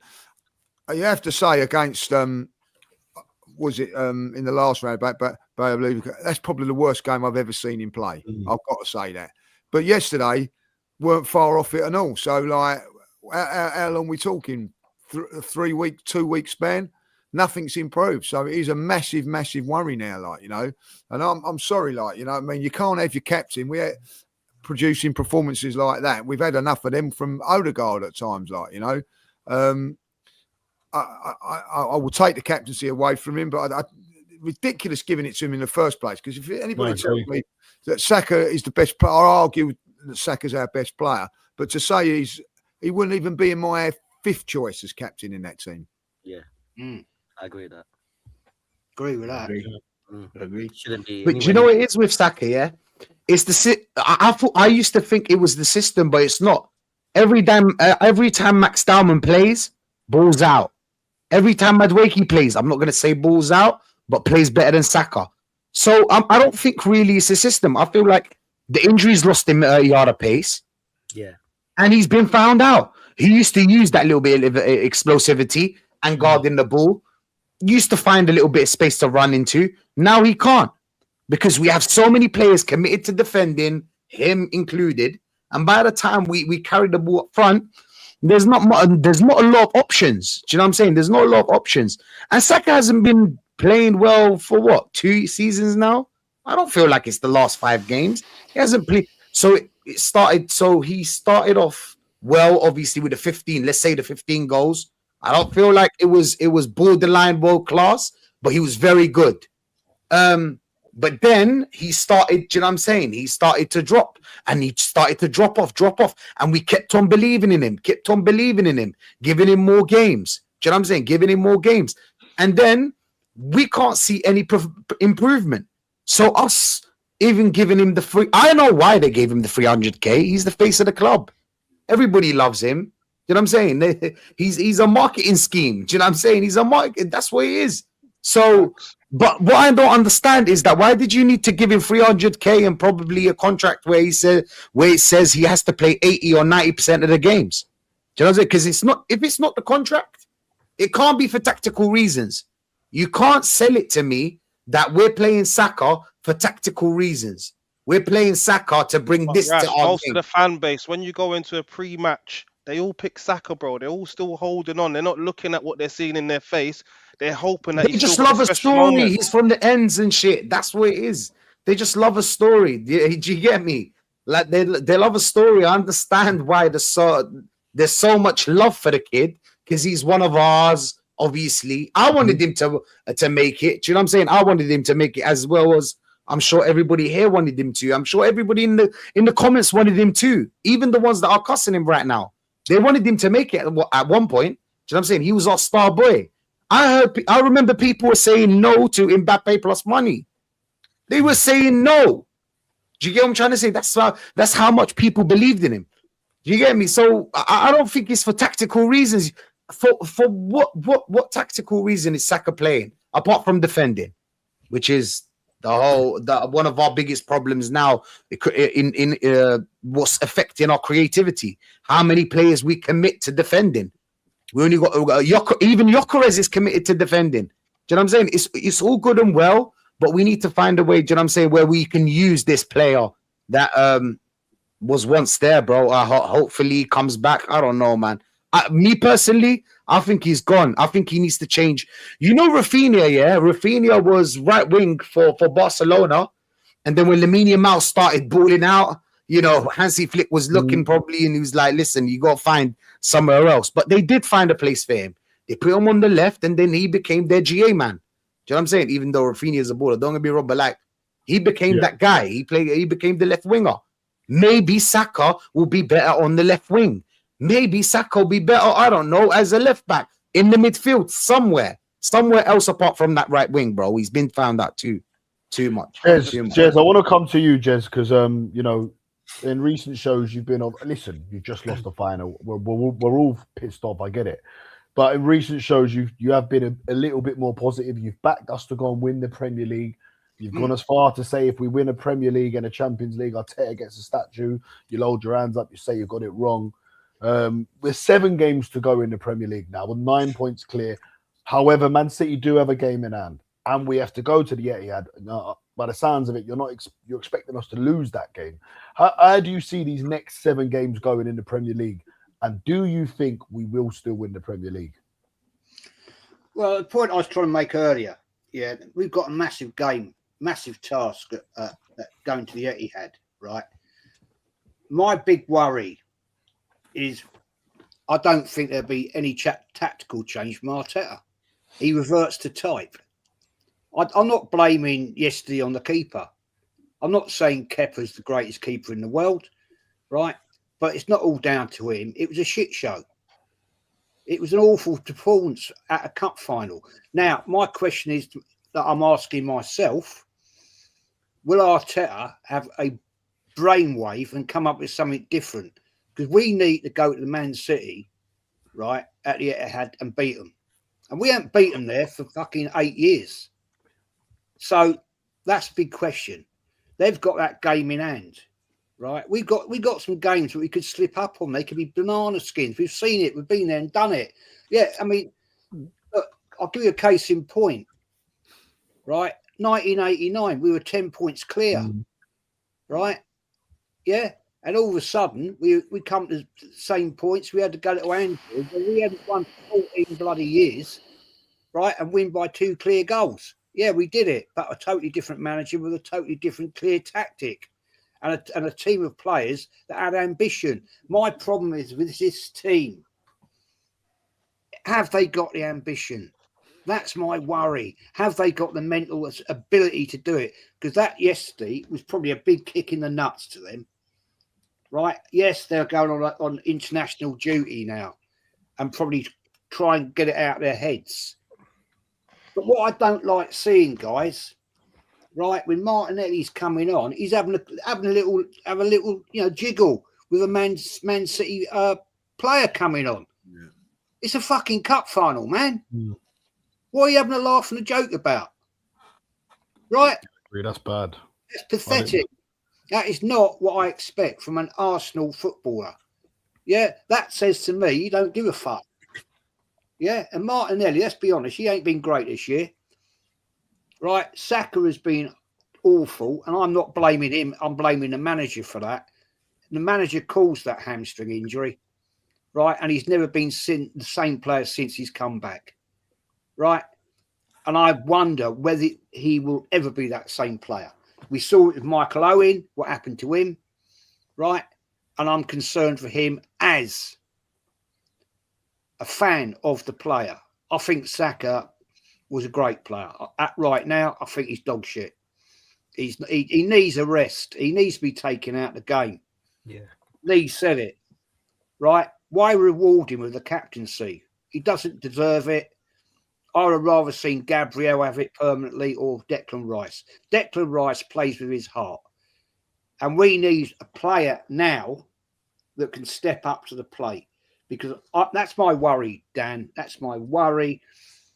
I'm not going to go on at the players, but I'm worried about this manager. Can he step up to the plate now and get the players up for big games what you've got coming up? Every game now is a cup final. Yeah, facts. There's a lot of comments coming in here, Dan. There's one there, someone asking me why I think we'll still win the league. Am I laying my hat on Arsenal win the game by a corner? No, I'm not. But if we win every game by a corner, I'll be over the moon. I'll be happy as long as we win the Premier League. The reason why I think we'll win it is because I think we're the best team in England. And because there's 7 games left and we're 9 points clear. We're in a really strong position. I don't think we'll lose when we go to Manchester City away. But you did say yesterday, Dan, that you're not as confident? You Well, still listen, think it's going to obviously, happen, but I obviously still there's a think bit we're of going to win. cracks now, ain't there? Listen, naturally, you're going to feel deflated after a cup final loss. You know, it's horrible. It's a sickening feeling. But I think it's all about how we bounce back. And like I said, you know, look, I want to go and beat Southampton. Of course I do, and keep the momentum going. And with another chance to win another trophy, I want to be back at Wembley in May again and do it and right the wrongs and win the FA Cup. But my main focus is on that Bournemouth game. I want to beat Bournemouth, get 3 points, go 12 points ahead of Manchester City, put loads of pressure on them when they've got to go to Chelsea, and see what happens in that game. And then obviously it's the big game, the crunch game, Arsenal against Manchester City. I then look at our other games: Fulham at home, Newcastle at home, Palace away. They all sound hard, Dan. To West be Ham honest, they're away. not straightforward. Yeah. Don't go on like they're easy games. Now Newcastle at home, Bournemouth at home, Palace away. These are not Well, easy we've got games. the Dan. best. We've got. Listen, I mean, we've won near enough every home game. We've drew with Liverpool, drew with City. Other than that, I think they're all wins, aren't they? Bit of luck that Newcastle game will change as well, boys. Yeah, that will be changed, won't it? To If we beat Southampton, that changes. that to like one of the last games of the season, will it be? Well, I don't know if it'll go before the semi-final or after it. I don't know, like, you know what I mean. But it'll be a midweek game, so you know, so that would change. How are you feeling about it, Lee? The next 7 games. Then obviously you've watched Arsenal. Listen, I don't think yesterday's game's got anything to do with that. If we'd have won that game, you'd think all the Man City fans became, oh, that's it, it's over now, like, because of that game. No, like, we are a bit emotional about certain things and all that. Like, you know, it's a cup game. We like when we play. For instance, when we played in the Champions League, we played really well. What's all the people turn around and go, it's Champions League, it's different competition to the league and all that. Like, but all of a sudden now, Carabao Cup comes along. Oh, that's going to make a big difference. It don't make no difference whatsoever. Like, you know, the facts of the matter are 2 facts of this go on. Like, yeah, Manchester City can win every single game, right? Every single game, they can win it 10-0, play out of their skins in every game, and they still don't win the league. It's all what we do, right? Yeah. And that's what the difference is. Like, you know, we've got to go to Bournemouth and win that game. That's going to be difficult. Why is that difficult? That's at the Emirates. That's at the Emirates. Why is that difficult? Because that's in between 2 Champions League games. And they've not lost for about 12 games now, something crazy like that, Bournemouth, isn't it? So, but that don't matter. Like, you know, we're better than them. You know what I mean? Like, we're at home, we should beat them. But it's in between 2 Champions League games. Our next 2 games, before Bournemouth even play, they ain't playing for 4 weeks, Bournemouth, by the way. Wow. Their next game's against us. We've got to go to the FA Cup game. Then we go to, Travel to Sporting. We go to Sporting. They're not easy games to get through, travelling all the time and everything like that. Saturday night at Southampton, then a Tuesday night. The good thing about it is, like, we get back on the Tuesday night. We've got Wednesday, Thursday, Friday to recover. No excuses. Going there against Bournemouth, banging them out of it, like, you know. You're dead right. Then that puts pressure on the game against Chelsea. Who knows? Chelsea, fighting for their lives, might get something out of that game, might not. I don't know. Then you go up to the Etihad. Don't lose. Don't lose. Simple as that. Do not lose that game. Like, you know, as Jez says, let's go out there and win it. Would be fucking brilliant. But at the end of the day, that might not. Then you've got 2 home games. We don't know, but like as it stands at this moment in time, Fulham and Newcastle at home. Right? You've got to win those games. You know what I mean? So basically, 3 out of the next 4 games, boys, are at home. You know what I mean? So you've got to nail those games. You've got, if you're going to go and win the league, you know what I mean? Like, basically, like, they ain't Bournemouth. Like, We lost to Bournemouth at home last season as well. Bournemouth, Newcastle, and Fulham, right? Come on. You've got those 3 home games. That's basically saying that win those 3 home games, you've virtually got one hand on the trophy. Go and do it. There's no excuses. I'm confident that they can do it. That what does worry me a little bit, and I'm not going to be like, is what Jez has said about Mikel and the way he sets it up. You know what I mean? Like, that was 86 minutes of hell against Everton. Absolute hell against Everton. got the job done. And then I actually sat down and watched Everton versus Chelsea. I don't know if anybody watched that game. Yeah, I was very, very impressed with Everton. Probably one of the best teams that we've played. So that's a tough game. We got over the line. We've got to go and beat Bournemouth, put the pressure on. And listen, I'll ask a question. I know it's a stupid question, but it is a question that's been asked of me today. God comes down here and he says, you can win today the Carabao Cup or you can win at the Etihad. Which one do you want? Now, I know we all want both. That's what I said. But what would you say? Before that game yesterday, I'd have said, I want to win at the Etihad. That would have been the bigger one for me. But that's still on, boys, isn't it? Go there and win that game, that's how I'm going to try and be as positive as I possibly can, And the other thing is, when you're going about this Carabao Cup, I ask every one of you this individual, and be honest. If God come down and said to you, you can win today the Carabao Cup, and you ain't going to win nothing else, you going to be happy with that? No. No, definitely not. So let's not lose our fucking heads about that game yesterday. It's a disappointment, it's a blow, but at the end of the day, it's about what we do in the league. I want that league. I tell you, I don't know about you. I was so much more nervous going into the Everton game than I was yesterday. 100%. 100%. I said it. People are laughing at me for saying. Because I'll tell you what, two things that fucked me off yesterday, right? Them fans coming out of that stadium singing second again, those cheating horrible lot, right? That winds me up. And that Shirky, after 70 minutes doing kick-ups. Violation. Right. If we'd have done that, would have been all hell broke loose. Martin Odegaard put a camera out after we won a game and got slagged off. I've not seen one comment about that today. I want to go out. I want to walk out of the Etihad and I want to get a ball and do keepy-ups. That's what I want to do. The thing is, Lee, I wanted that cup yesterday, right? Because it's been 33 sodding years. Yeah, I'm with you. We lost. That cup's not good to us, is it? We've lost 7 finals in that cup. Record, but go on. You know what I mean? I mean, the thing is, that bit of silverware, as small as it is, because I see people commenting on it. Well, it's only a little cup. Well, who gives a shit how big it is? You know what I mean? It could be as big as my bloody phone. I don't care. Right. But at the end of the day, it gives a winning mentality. My worry is, Lee, right? All the games that you've been to in your lifetime, are you a lifelong Arsenal fan, right? My concern here right now is that could have a big effect on the team in their doubt comes in. Yeah. Right. And I'm thinking, we didn't know that. We don't need that. Right. If that team, Arsenal, had won that yesterday, they'd have been walking out today on cloud 10. Right. And they'd been like, fuck it, we've done it. We've won. Now, but also, crazy fact, isn't it? Right. Kepa in goal. And I'm not putting all the blame on him. That's the 7th cup final he's lost at Wembley. So what the fuck was it? What was the mentality of Arteta? Right. These sort of little things can affect things, right? Maybe the occasion was too big for Kepa at a cup final. I don't know. Personally, for me, if I was the manager, I'd have shown a pair of balls and said, nah, sorry, Kepa, well done, you got us here, but we've got to put our number 1 in. Now, I'm not saying it made a difference. I'm not saying that, right? Because I think the whole team was shit.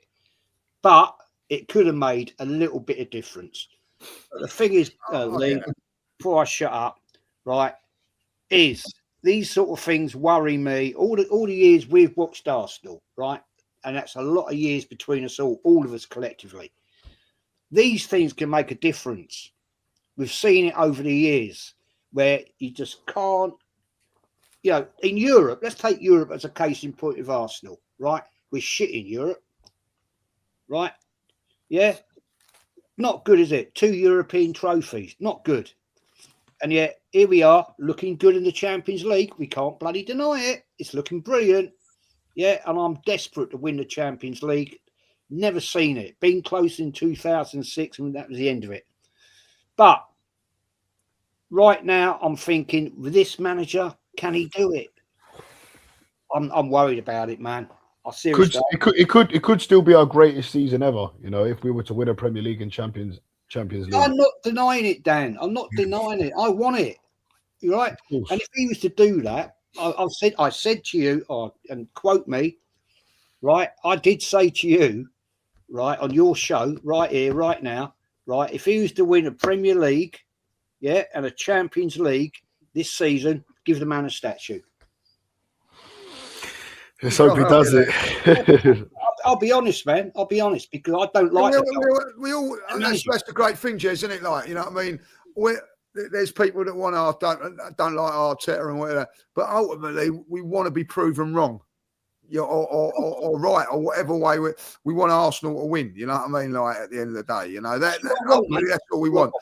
We want. There's different ways of winning it. We all want it to be perfect and everything like that. But listen, 89, we was. You know, give us our best ever moment, but like, you know, my God, we blew it. I'll tell you what, if the internet was about now, that would be like unreal, like, you know. But we got there and we got over the line. I don't know how, but we did. You know what I mean? And that's what you just got to believe in the players, believe in the team. But I agree with you, Jez. Like, you know, it would have been a lot better if we'd have won that fucking thing yesterday. Like, yeah, I agree. Guys, smash the likes, man. 55 of you watching over here on our channel for only 32. So smash those likes for us, people. Ryan, I want to come to you, man, Mr. Sustainable, my bro. I don't know how you're feeling. I know we've got positive Dan, Marty, Jason. I know how they're feeling, but I'm nervous, my brother. I'll be honest with you. I'm nervous, man. And I think the only saving grace for us is that Man City, how inconsistent they've been. I don't fancy them against Chelsea on that Sunday, I'll be honest. I think that's the only thing that's going to save us. I don't think it's going to be us wiping the floor with Bournemouth, but I don't think it's going to be that. I think there's going to be a draw or a loss in there somewhere. I think it might be Man City that hand us the title. How are you feeling? What are you thinking, man? No, do you know what? I actually completely agree with you. As it's come over the last few weeks, the reason why I think Arsenal will get this over the line will be out of our hands. It's just City are so bad, which is another reason why I was mildly confident going into the Carabao Cup final yesterday. I was thinking, and that first 20 minutes made me think it. I was like, you know what? I just don't trust City. Now, just in this whole season, City have been like they've from a football point of view, they've let themselves down, let everyone down. Everyone's expecting them to come back. Haaland's not been in form, you know. But this, at the same time, the way we're playing, we're our own worst enemy. I think we will get it over the line. But this is like, and I don't like to say it like the Leicester City season, because Leicester City were the first team 5,000 to 1 to go down. But similarly, we'll get this over the line. If we got it over the line in 2016, that was Wenger finishing second in a 2-horse race between Leicester and Spurs. Yeah, people forget that. We just about got there. If we won that league, it would have been the biggest paper over cracks. I'm telling you this now. We might have been able to attract some players, but Wenger was long done after. Ryan, why did you always come back to 2016? Because this is what this season feels like, Dan. No one else has been good this season. Bro, let's be honest. Let me stop that. You go back to 2004 all the time, Dan. Stop that, Dan. Dan, let me land on this thing, yeah? Boom. When this season started, my favourites to win the Premier League were Liverpool. I thought they did what they needed to do in the transfer window. I said it from early, and you can go back. The receipts are there. Why have we not signed a left winger? We did so well. I was happy with Gyökeres on paper at the time. Just thinking to myself, why have we not signed a left winger? We've also got a manager that doesn't play. Look, Gyökeres and Eze have to take responsibility and accountability for the way they've played at times. You know, they got to make things happen. But playing for the middle is what Eze's strengths are. Gyökeres is someone you feed the ball. He's not a dribbler. He's not an attractive player in terms of his style, but we know the guy can score. We never, ever, ever intended to play to his strengths. Let's have it right on that. Never, ever. Yeah? That is what makes me think now with this season. If we go you think Arsenal and Arteta bought Gyökeres and said, "Nah, we're not going to play to his strengths." Now, Berta bought. Guys, listen, just before we start, I've just got to go. Like, yeah. So, listen, Lee, thanks a lot for coming on. We're going to wrap up. Really appreciate your time, mate. Thank you. I'm getting old. I have to have my sleep. Like, you know what I mean? Cheers, thanks a lot, mate. Take care. Take care. Cheers, mate. Bye, mate. Yeah, you have to be honest about it. This season hasn't been great. Yes, we have played some decent football. You know, Atletico Madrid at home. You could talk about Bayern Munich at home, which was remarkable. That was ironically after that, the Sunderland away. That's when this proper terrible like shithousery football started. Let's be honest. That this is the problem with a lot of fans. With Arsenal fans are very, very toxic positive on this. Just because the result is there, people are not thinking about how we've been gasping for breath the whole fucking game. The whole time we're sitting there thinking, you know what, we're going to lose this game. We're going to lose this game. We get some sort of scraped. And, you know, people don't like the word when I say scam. It's not my terminology. We have been scamming these wins at times. No, you have to be honest. Scam, you don't scam You wins. scam these wins. Every Wolves 3 at home. are hard fought, Wolves mate. at home. Wolves not away fun. as well caught up to us. Let's be honest with That was the ourselves. point. We didn't even score against Wolves at home. The goals were scored for us. It doesn't matter. It doesn't matter. Oh, but this is the kind of football that's been showing itself. I like to go on evidence, logic, facts. Well, Yeah, the facts are we're 9 points clear in the Premier League. We scored the most. I know goals, that is a fact. the But least. look, there's context. We're the behind best team in the league right now. There's context behind everything. At the end of the season, Ryan, it's the fact that matters. No, I'm with you. No, if you told me now we're gonna play shit the whole season like we have at times, not every game, but you know we've been playing shit the whole season. We're gonna play a lot like that and get it over the line. I will take it now, but we have to be logical, guys. This is not going to last into the next season. We cannot keep playing like this. And the manager went into the season with this intention, and that's what people need to understand. It's lasted the best part of 10 months. I know, but Jason, you can't keep playing like this. I'm sorry, you can't. But Ryan, you saying this at the beginning of the season, mate. Yeah, but Marty, are you comfortable watching these kind of games? Are you comfortable? I ain't gonna lie to you, right? I've seen some of the best football. Like, if I'm honest with you, best results. I haven't seen an Arsenal side, squad, team, whatever you want to call it, in the position that we are in for years. Like, I genuinely went into that game yesterday with confidence. And do you know what? For years, I mean, you guys must have felt this from like 2008, 9. You go into games against like City's, Chelsea's, Liverpool's, Man U's, and you're thinking, how bad are we going to get turned over here? For me, I don't feel that at the moment.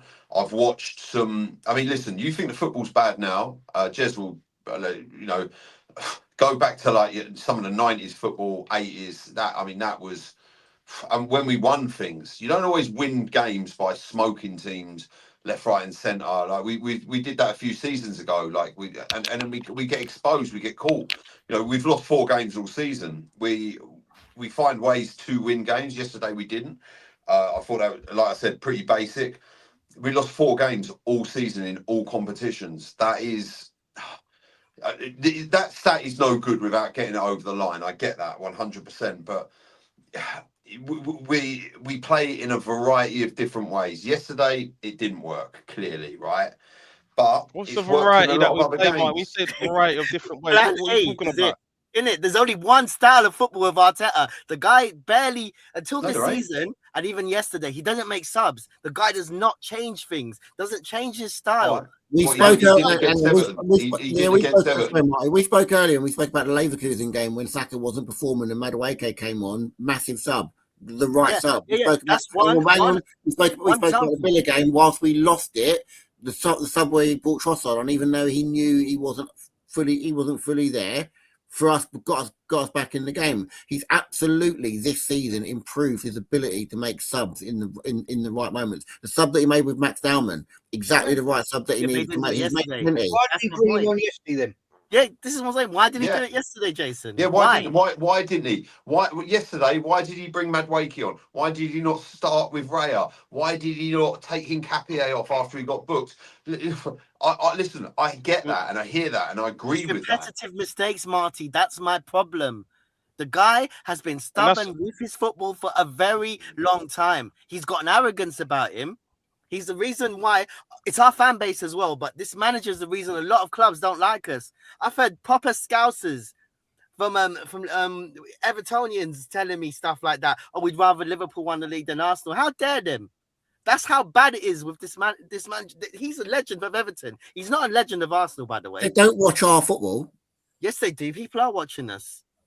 What do you mean? They are watching our football, and it's not been They're great. not. Our performances have not been great. Just because we're getting things over the line, you got to give credit where it's due. I'm not taking that away, but there's been some very, very lucky results, and we're talking a lot of them have been very lucky. The percentage of luck we've had this season in terms of getting things over the line in matches, yeah. And what, and Facts, right. Liverpool didn't have that last year. We're talking about one style of play. Was it the same style of play that saw us? Hang on. Was it the same style of play that saw us put Bayern to the sword? Saw us put Atletico Madrid to the sword?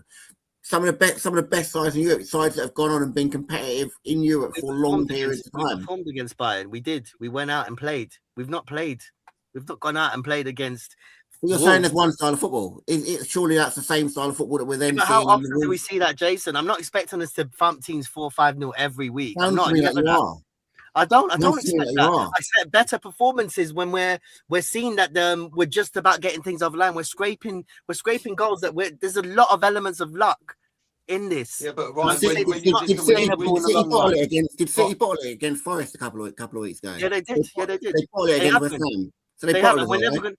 Yeah, last season as well, they bottled it because Liverpool did. You're not wrong. Liverpool had a good run into the title. No one challenged them.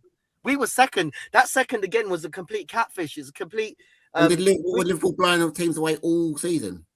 They weren't, but it's just the way we are going on now. This is the best chance. I actually think this is a better chance than 23, 24, those years to win a league because everyone has been off it. But the same thing is happening. The guy is very passive in his approach to certain games. How dare him yesterday? Like, we could talk about the Carabao Cup or whatever. I said this season, at the very minimum, he has to win one of the Premier League and Champions League. The two domestic trophies can complement. Yeah, but the fact is, the context of the situation is we were in a cup final yesterday. And as much as our fan base don't always get along with each other, whether positive, negative, deluded, whatever, we are very loyal. That team, that was so shameful, that performance. What you're saying is, if he won it, you were just going to gloss over it, but because he's lost it, we're gonna hang on it. Look, everyone you've got to get hanged for Jason. You got to get hanged for yesterday. That was a poor managerial performance. He's got to get hanged for yesterday. We're not hanging him for the whole season, but for yesterday, sounds like we are. We're hanging him for the second game of the first game of the season against United, where we got a win. Third game of the season against Liverpool, where we got, and we're going back. You know what my thing is? What you're talking about? Why didn't he do the subs yesterday? Because you know why? The pressure cooker was on. It was gas mark 7 yesterday. Carabao Cup final, first trophy in 6 years. He choked.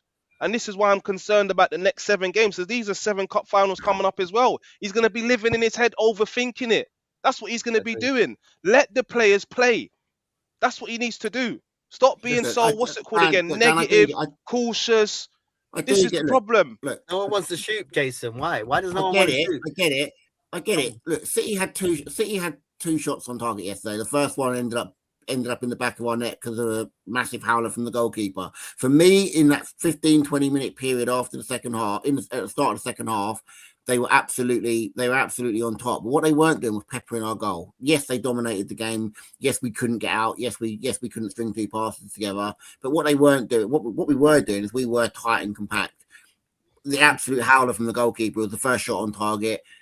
The goal 4 minutes later was the second shot on target, and they actually didn't have another shot on target for the rest of the game. So what we saw was us being absolutely dominant.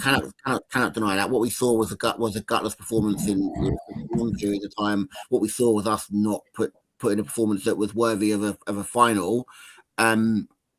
But let's not sit here and let's remember what it was. That's what it was. It was poor. Don't get me wrong. It was absolutely poor. But they had 2 shots on target, scored 2 goals. They were clinical. They did what they needed to do. They got it over the line. Right.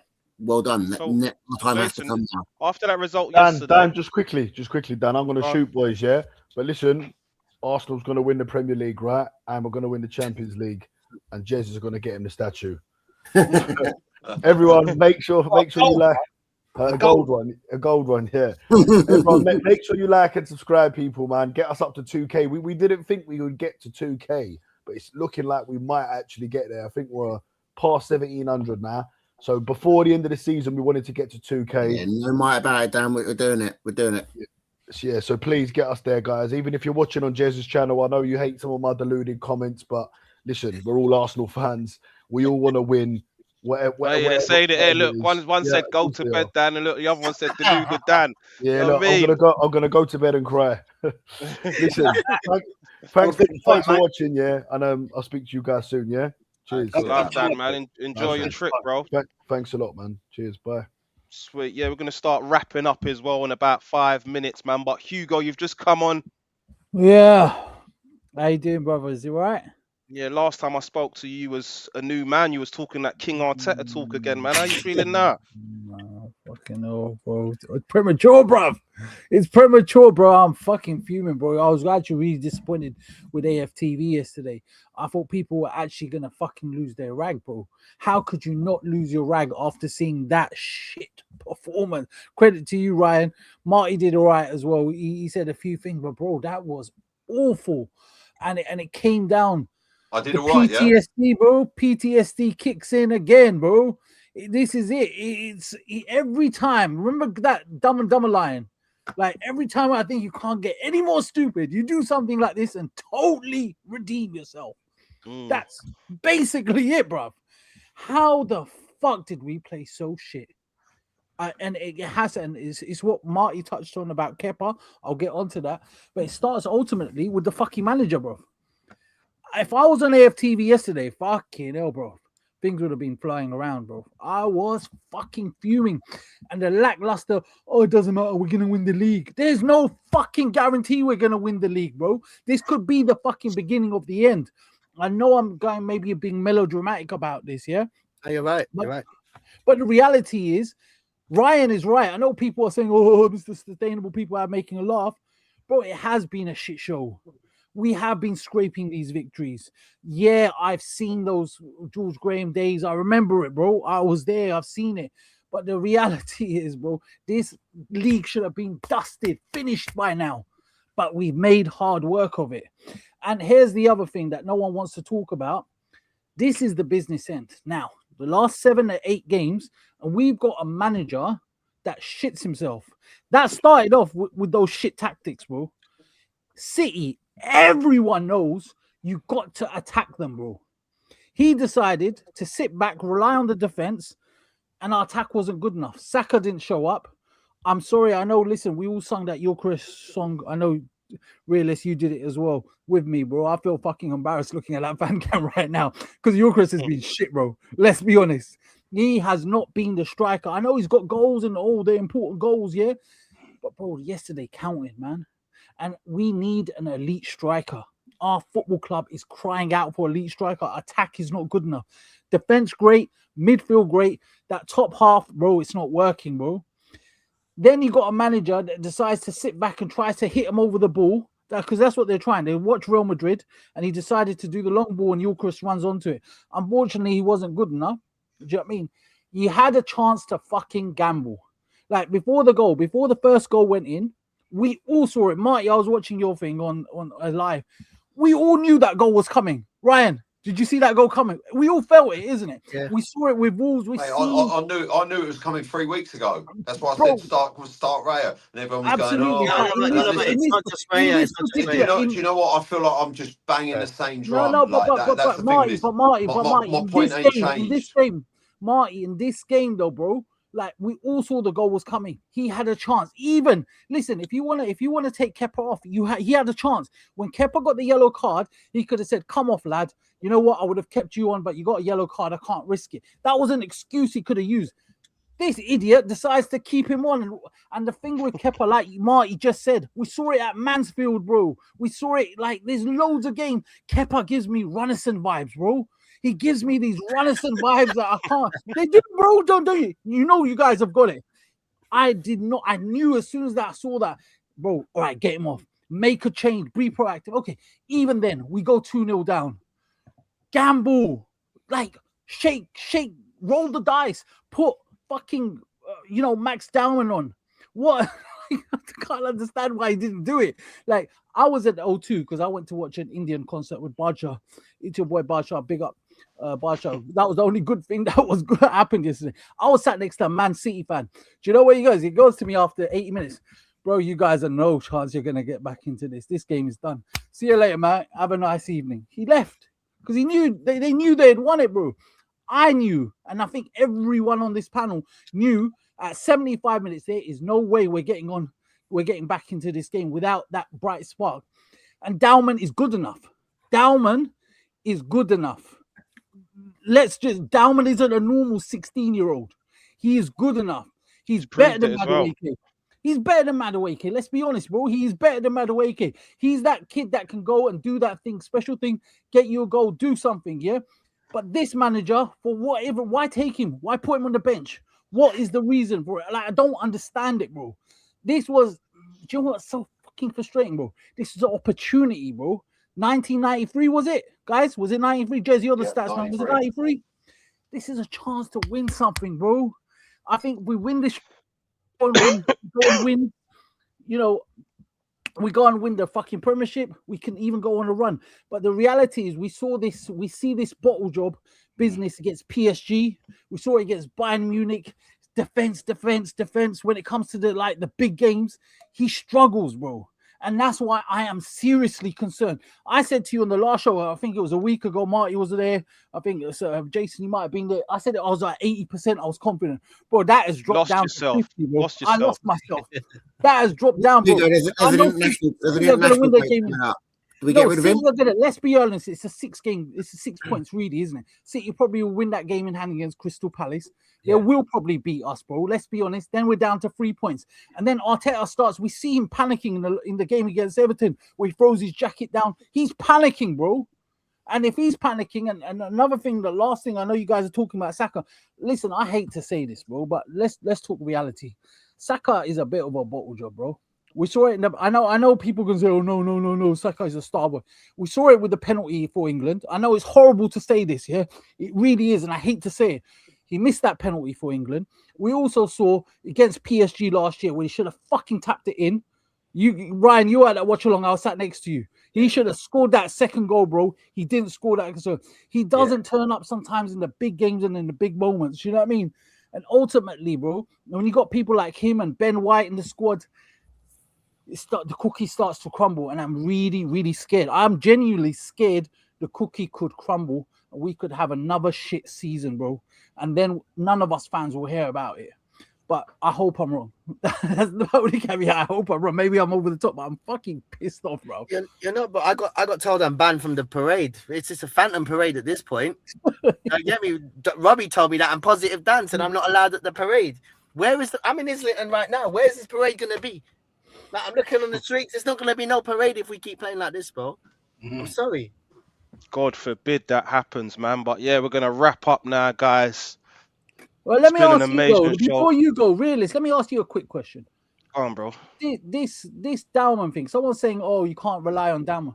Would you not have fucking taken a gamble in the last 15 minutes on Dowman? Everyone, put your hand up if you would have taken a gamble. 100%. Put your hand up. Everton, 100%. After what he done against Everton, he's the first attacking sub that should be there. If we need a goal, Dowman's the first. You're not bringing on Jesus and Madueke. I understand Madueke for Saka, but if Madueke is coming on, Dowman's coming on at the same time.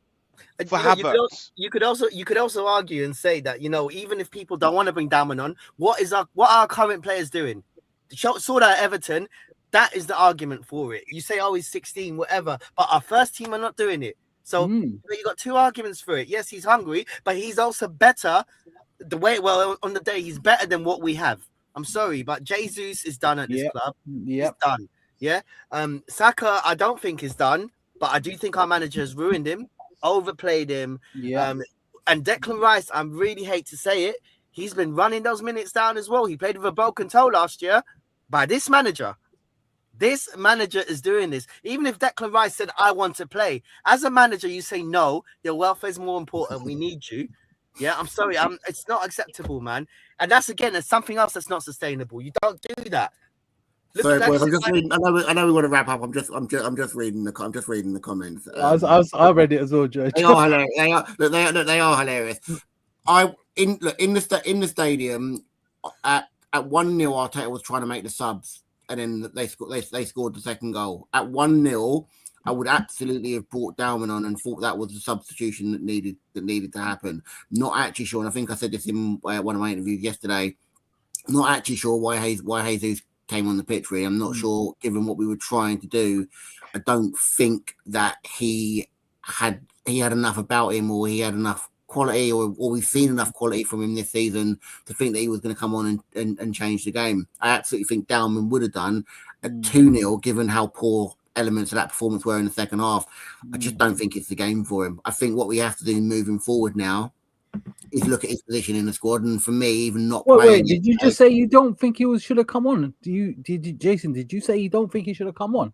What I said is that he should have come on when we were 1-0 down. We went 2-0 down, given how the game had gone and how the performance was. I just didn't think it was a game for a 16-year-old. What I do think, Southampton. But he's not normal though. He's not a normal 16-year-old, bro. This is not a normal 16. He's also not. He also isn't Superman. I think he is. I think he's Superman. I think he's the one guy that would have changed that game in our squad. Yeah, but even then, what else? What are our first team doing? That's the argument. No, I get that. I get that. Look, like I said, at 1-0, when I think you want to get back in the game and try and change the tide, that's absolutely the time when I was looking at the bench going, why is he coming on? And even when Jesus came on, I can't remember what minute he came on, I'm still at that point, I'm going, if you're going to bring him on, you might as well have brought Dalman on. Would I have brought Dalman on? No. Did I think Jesus should have come on ahead of him? Absolutely not. But what I wouldn't do is chuck a 16-year-old into a game like that when it was such a poor performance and expect him to come on and save it. Why chuck in 16-year-old against Everton then? Yeah, exactly. I think the game state's different, Dan. The game state's massively different. It's massively different. We're pushing for a goal in front of our home crowd. He goes on, and I think that's the perfect moment from after what he done against Everton. I think that was the perfect moment for him to just not a 2-0 down. Not a 2-0 down for me. Yeah, but no one else is doing anything, Jason. I'm not. I understand your premise. I get what you're saying. Don't get it twisted. I understand. But when you look at the game like Everton, we were like, positive Dan, and he's good. He's not on here right now because he said that was a good performance. It was because Dalman came on. He was going for the middle. He's floating balls in the top. We never see this, Jason. The only time we ever see that is if we're hoofing the ball away. Like we don't see like what we're seeing with Dalman. Like it takes me back to like when Wenger got Santi Cazorla. He was scoring against West Ham from outside the box. Then Wenger limited him, stopped him shooting. And I will say that with Ziki against Spurs as well. That was a one-off.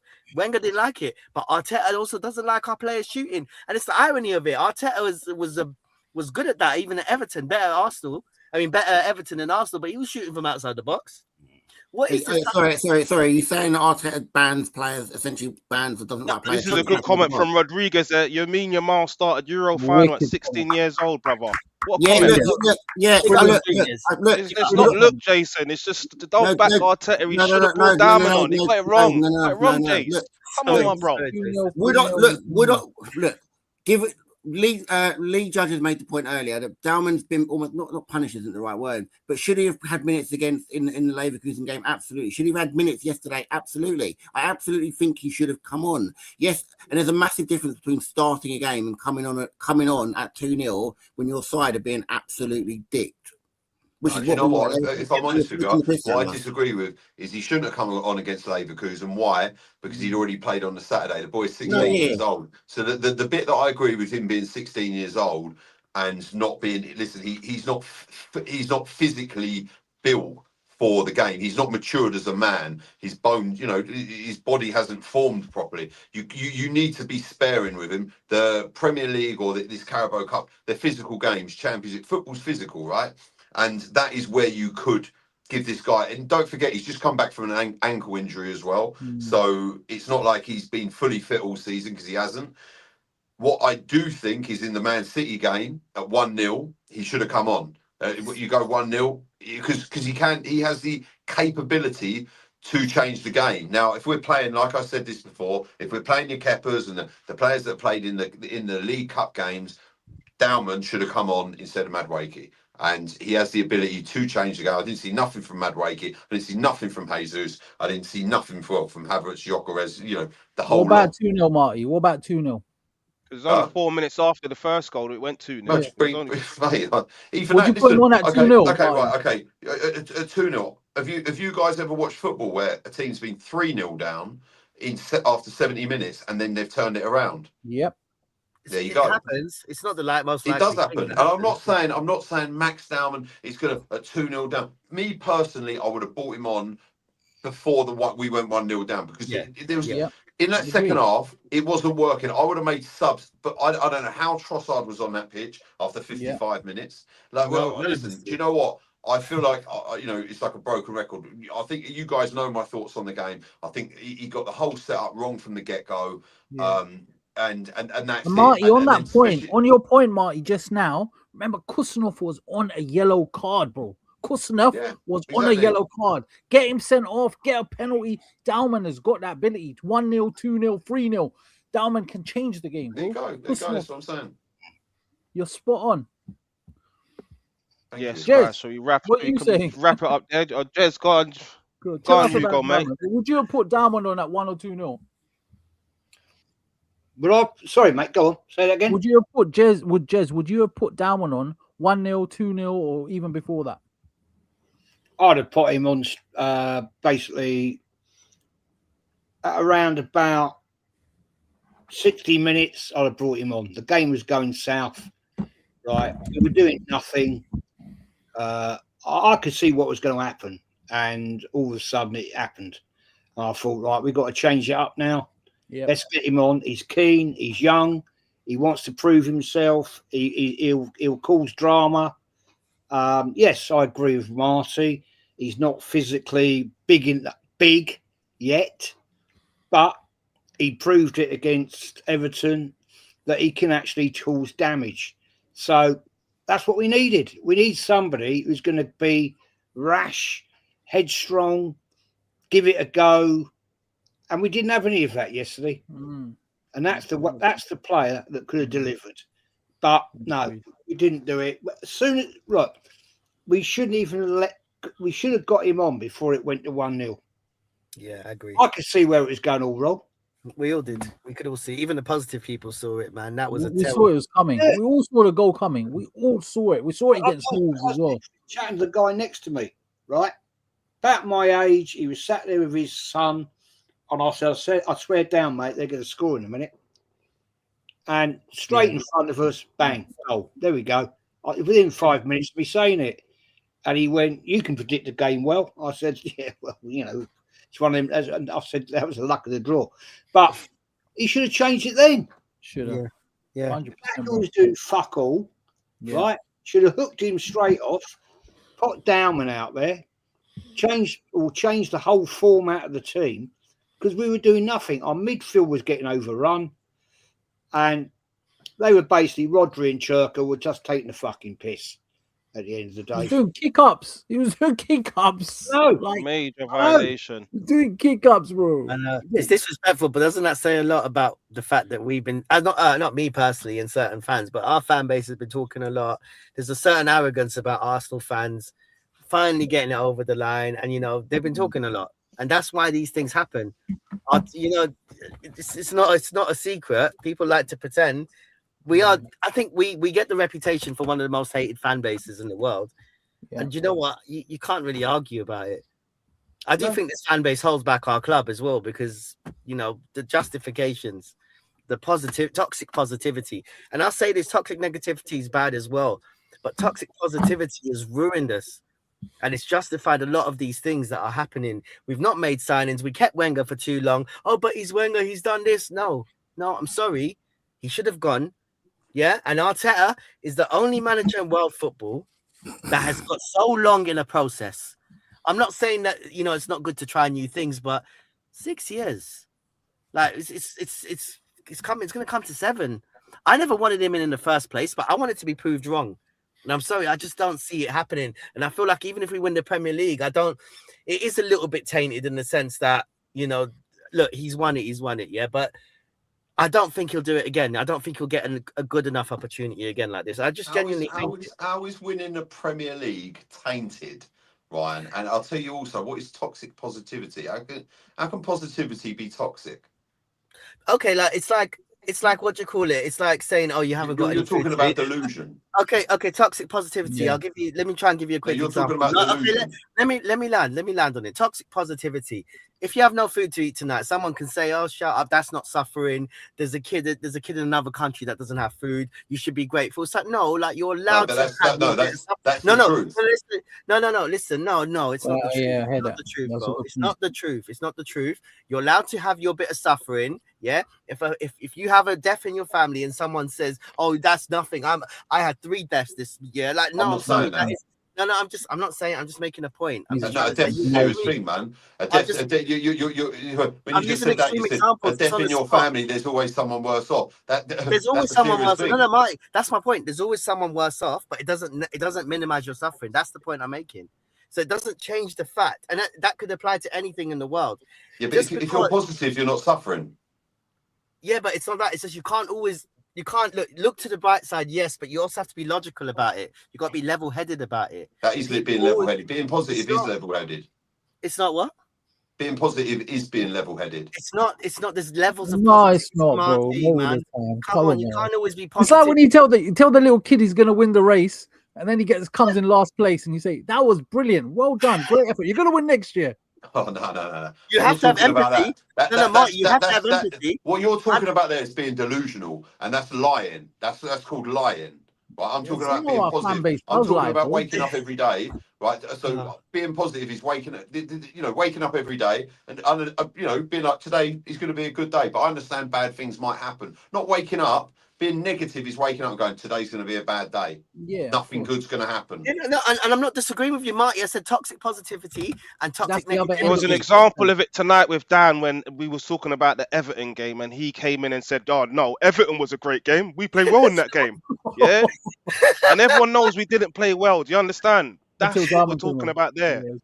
This is my point, Marty. Yeah, but also at the same time, you're talking about a game that we won 2-0. So, but all we're saying is. No, go on, Dan. All we're saying is it wasn't a great game, Marty. For the last 15, 20 minutes, it was great. In football, all you need to do is play well for 5 minutes and you win the game. No, but we said we didn't play well for most of the game. That's all we said. Yeah, but Marty, let me land on this. Yeah, it's good. We're saying, okay, look, we didn't play well, but we got the result. Well done. But look, we need to make sure this doesn't carry on, and we don't do that. That is my point about toxic positivity in this fan base. Everyone's like, just be grateful you're winning. Be grateful you've not seen anything. I've seen 3 Premier League titles won properly in my age. I never saw George Graham. I saw this. I saw the FA Cups. I also went 9 years without a trophy. Then it was another. We had 3 years without a trophy, and now we're 6. You do understand there's a lot of games that are won in the last minute. I mean, let's take Manchester United's Champions League final. They were 2-1 down, right?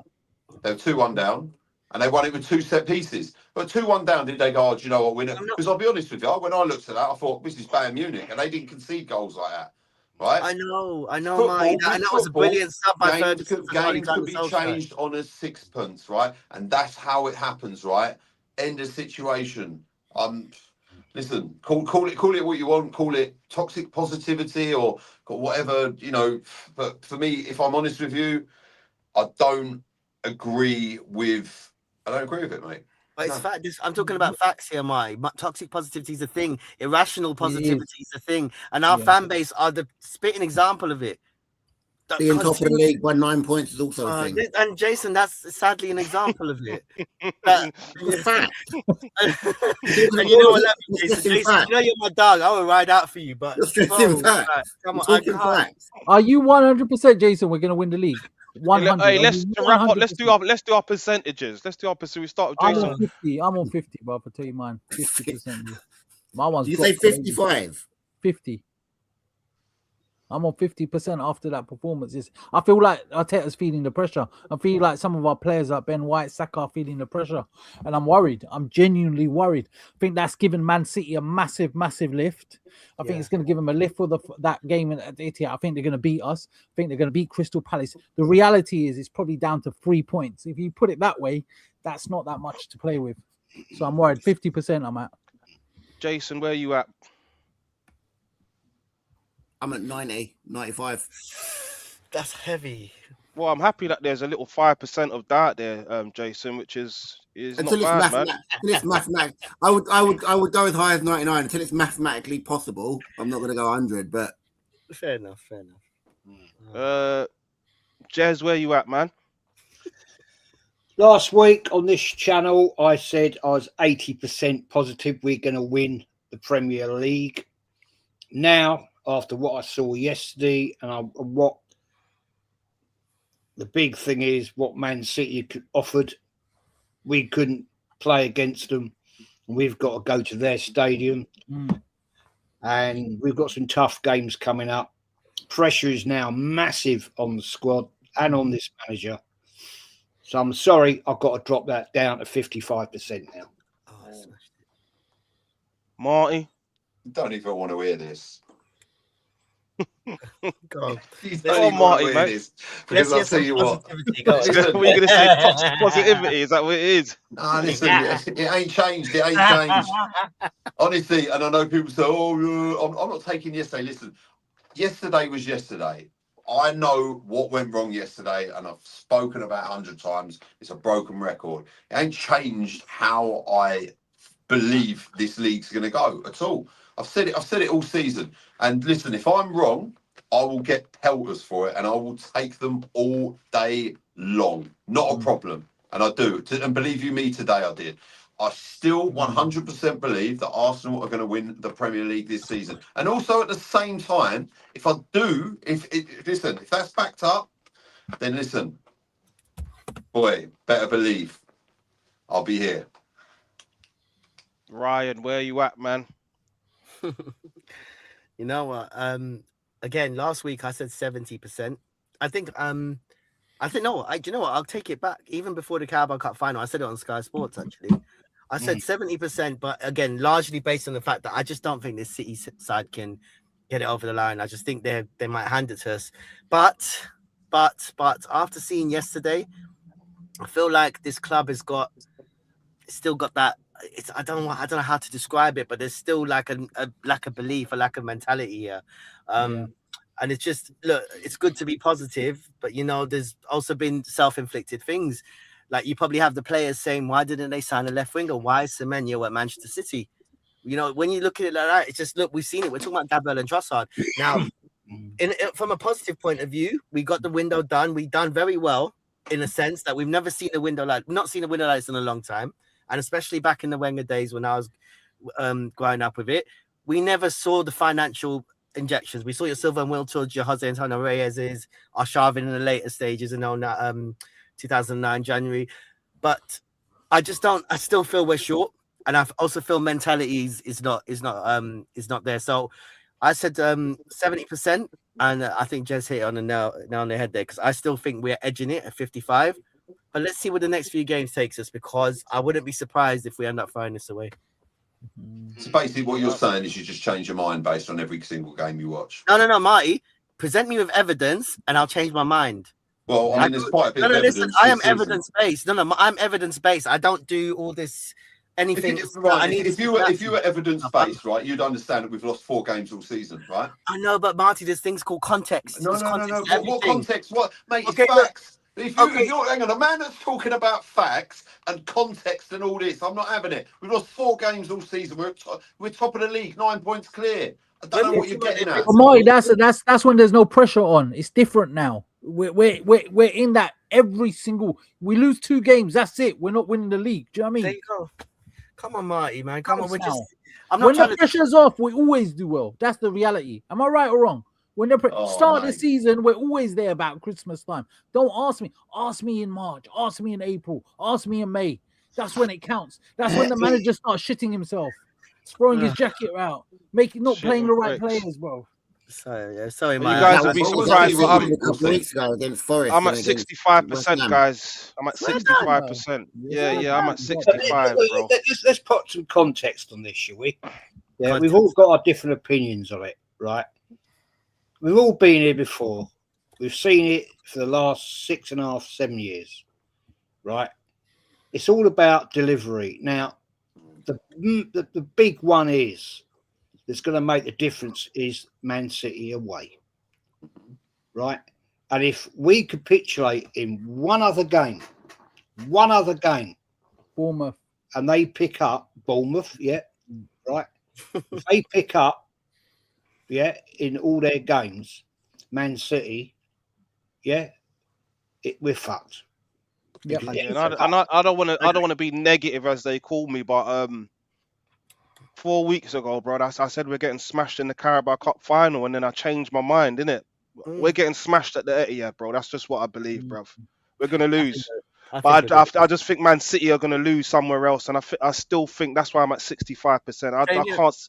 I think Chelsea are gonna get something off of them. That's the way I'm feeling. Chelsea was shit, bro. And that Crystal Palace game, that's not done and Chelsea. dusted. The game they got in hand, it's not done and dusted for them. Remember, I said that. We've Have lost they got- 3 games in 31, but somehow we're going to lose 2 or 3 in the next. I know, but I said Man- 95% is I high. didn't say 2 or 3. I did. No, I'm not. Not to about you. I'm talking in general, because what I'm hearing from everybody is this idea that Man City is supposed to go on this mad run, even though they did just drop points to West Ham and to I don't think they will. I don't think they properly will. It's us though. When we have things in our hands, we're very good at throwing it out. How dare that Villa at home performance of Ollie Watkins like 2 seasons ago? It was all in our hands, Jason.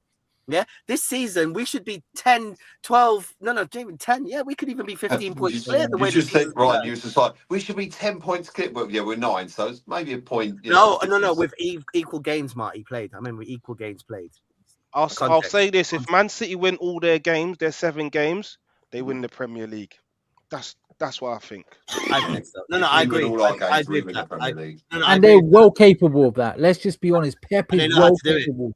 He knows how to do it. Our manager hasn't done it. Our manager likes to bottle things. Our manager enjoys not changing things. It's just a plan A, lethargic football, hoping for the best. And you know, Marty, I'm glad you said this earlier. The definition of insanity is doing the same thing, expecting different results.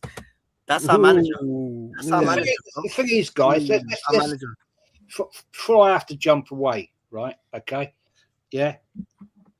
Man City don't have the pressure of the Champions League anymore.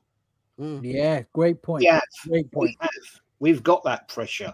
Great point. We've got players have gone out with injuries from yesterday. We can't sustain this. Yeah, we've got players that are not firing on all cylinders, whether they're fit or half fit. They're just not performing, and this is where it could push us down the toilet. Now, I'm ultra want to win the Premier League. I don't want us to lose the Premier League. I want us to win every trophy from now on in. You bet.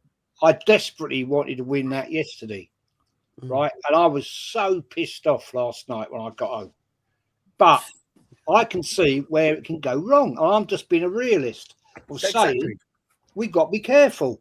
We've got to be very careful now. We've got to get it over the line because, you know, much that I'd never wanted Arteta as a manager. If he proves me wrong, brilliant. I'll be the first to stand up and say, fucking well done, mate. You proved me wrong. Yeah.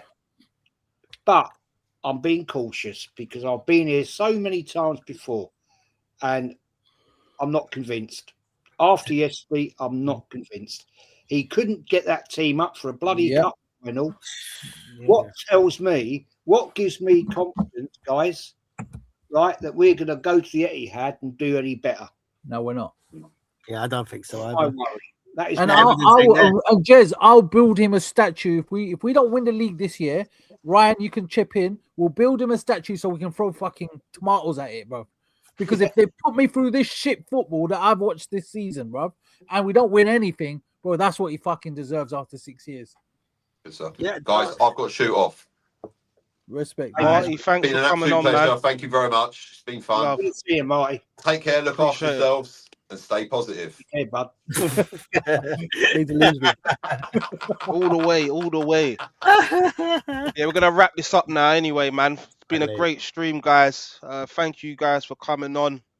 Make sure you're hitting that like. I know a lot of people are from Jez's channel, so if you're not subscribed to Gooners Therapy, subscribe to the channel. We're on a mission right now. If you're watching from my channel, subscribe to Jez's Arsenal. Obviously, Ryan, Hugo, and Jace ain't got a channel, but yeah, thanks to all the guests that have come on. It's been a pleasure, man. Yeah, man. I've got to say, thanks for there's over 260 jumped over at one point. So big up to you, boys. Yeah, thanks a lot, man. Yeah, No, cheers for thanks that, to Jez. you, Jez, man. Yeah, no, cheers It's for all that. good, Well done, man. boys. Good chat. Yeah, sweet. Take care, all. Yeah.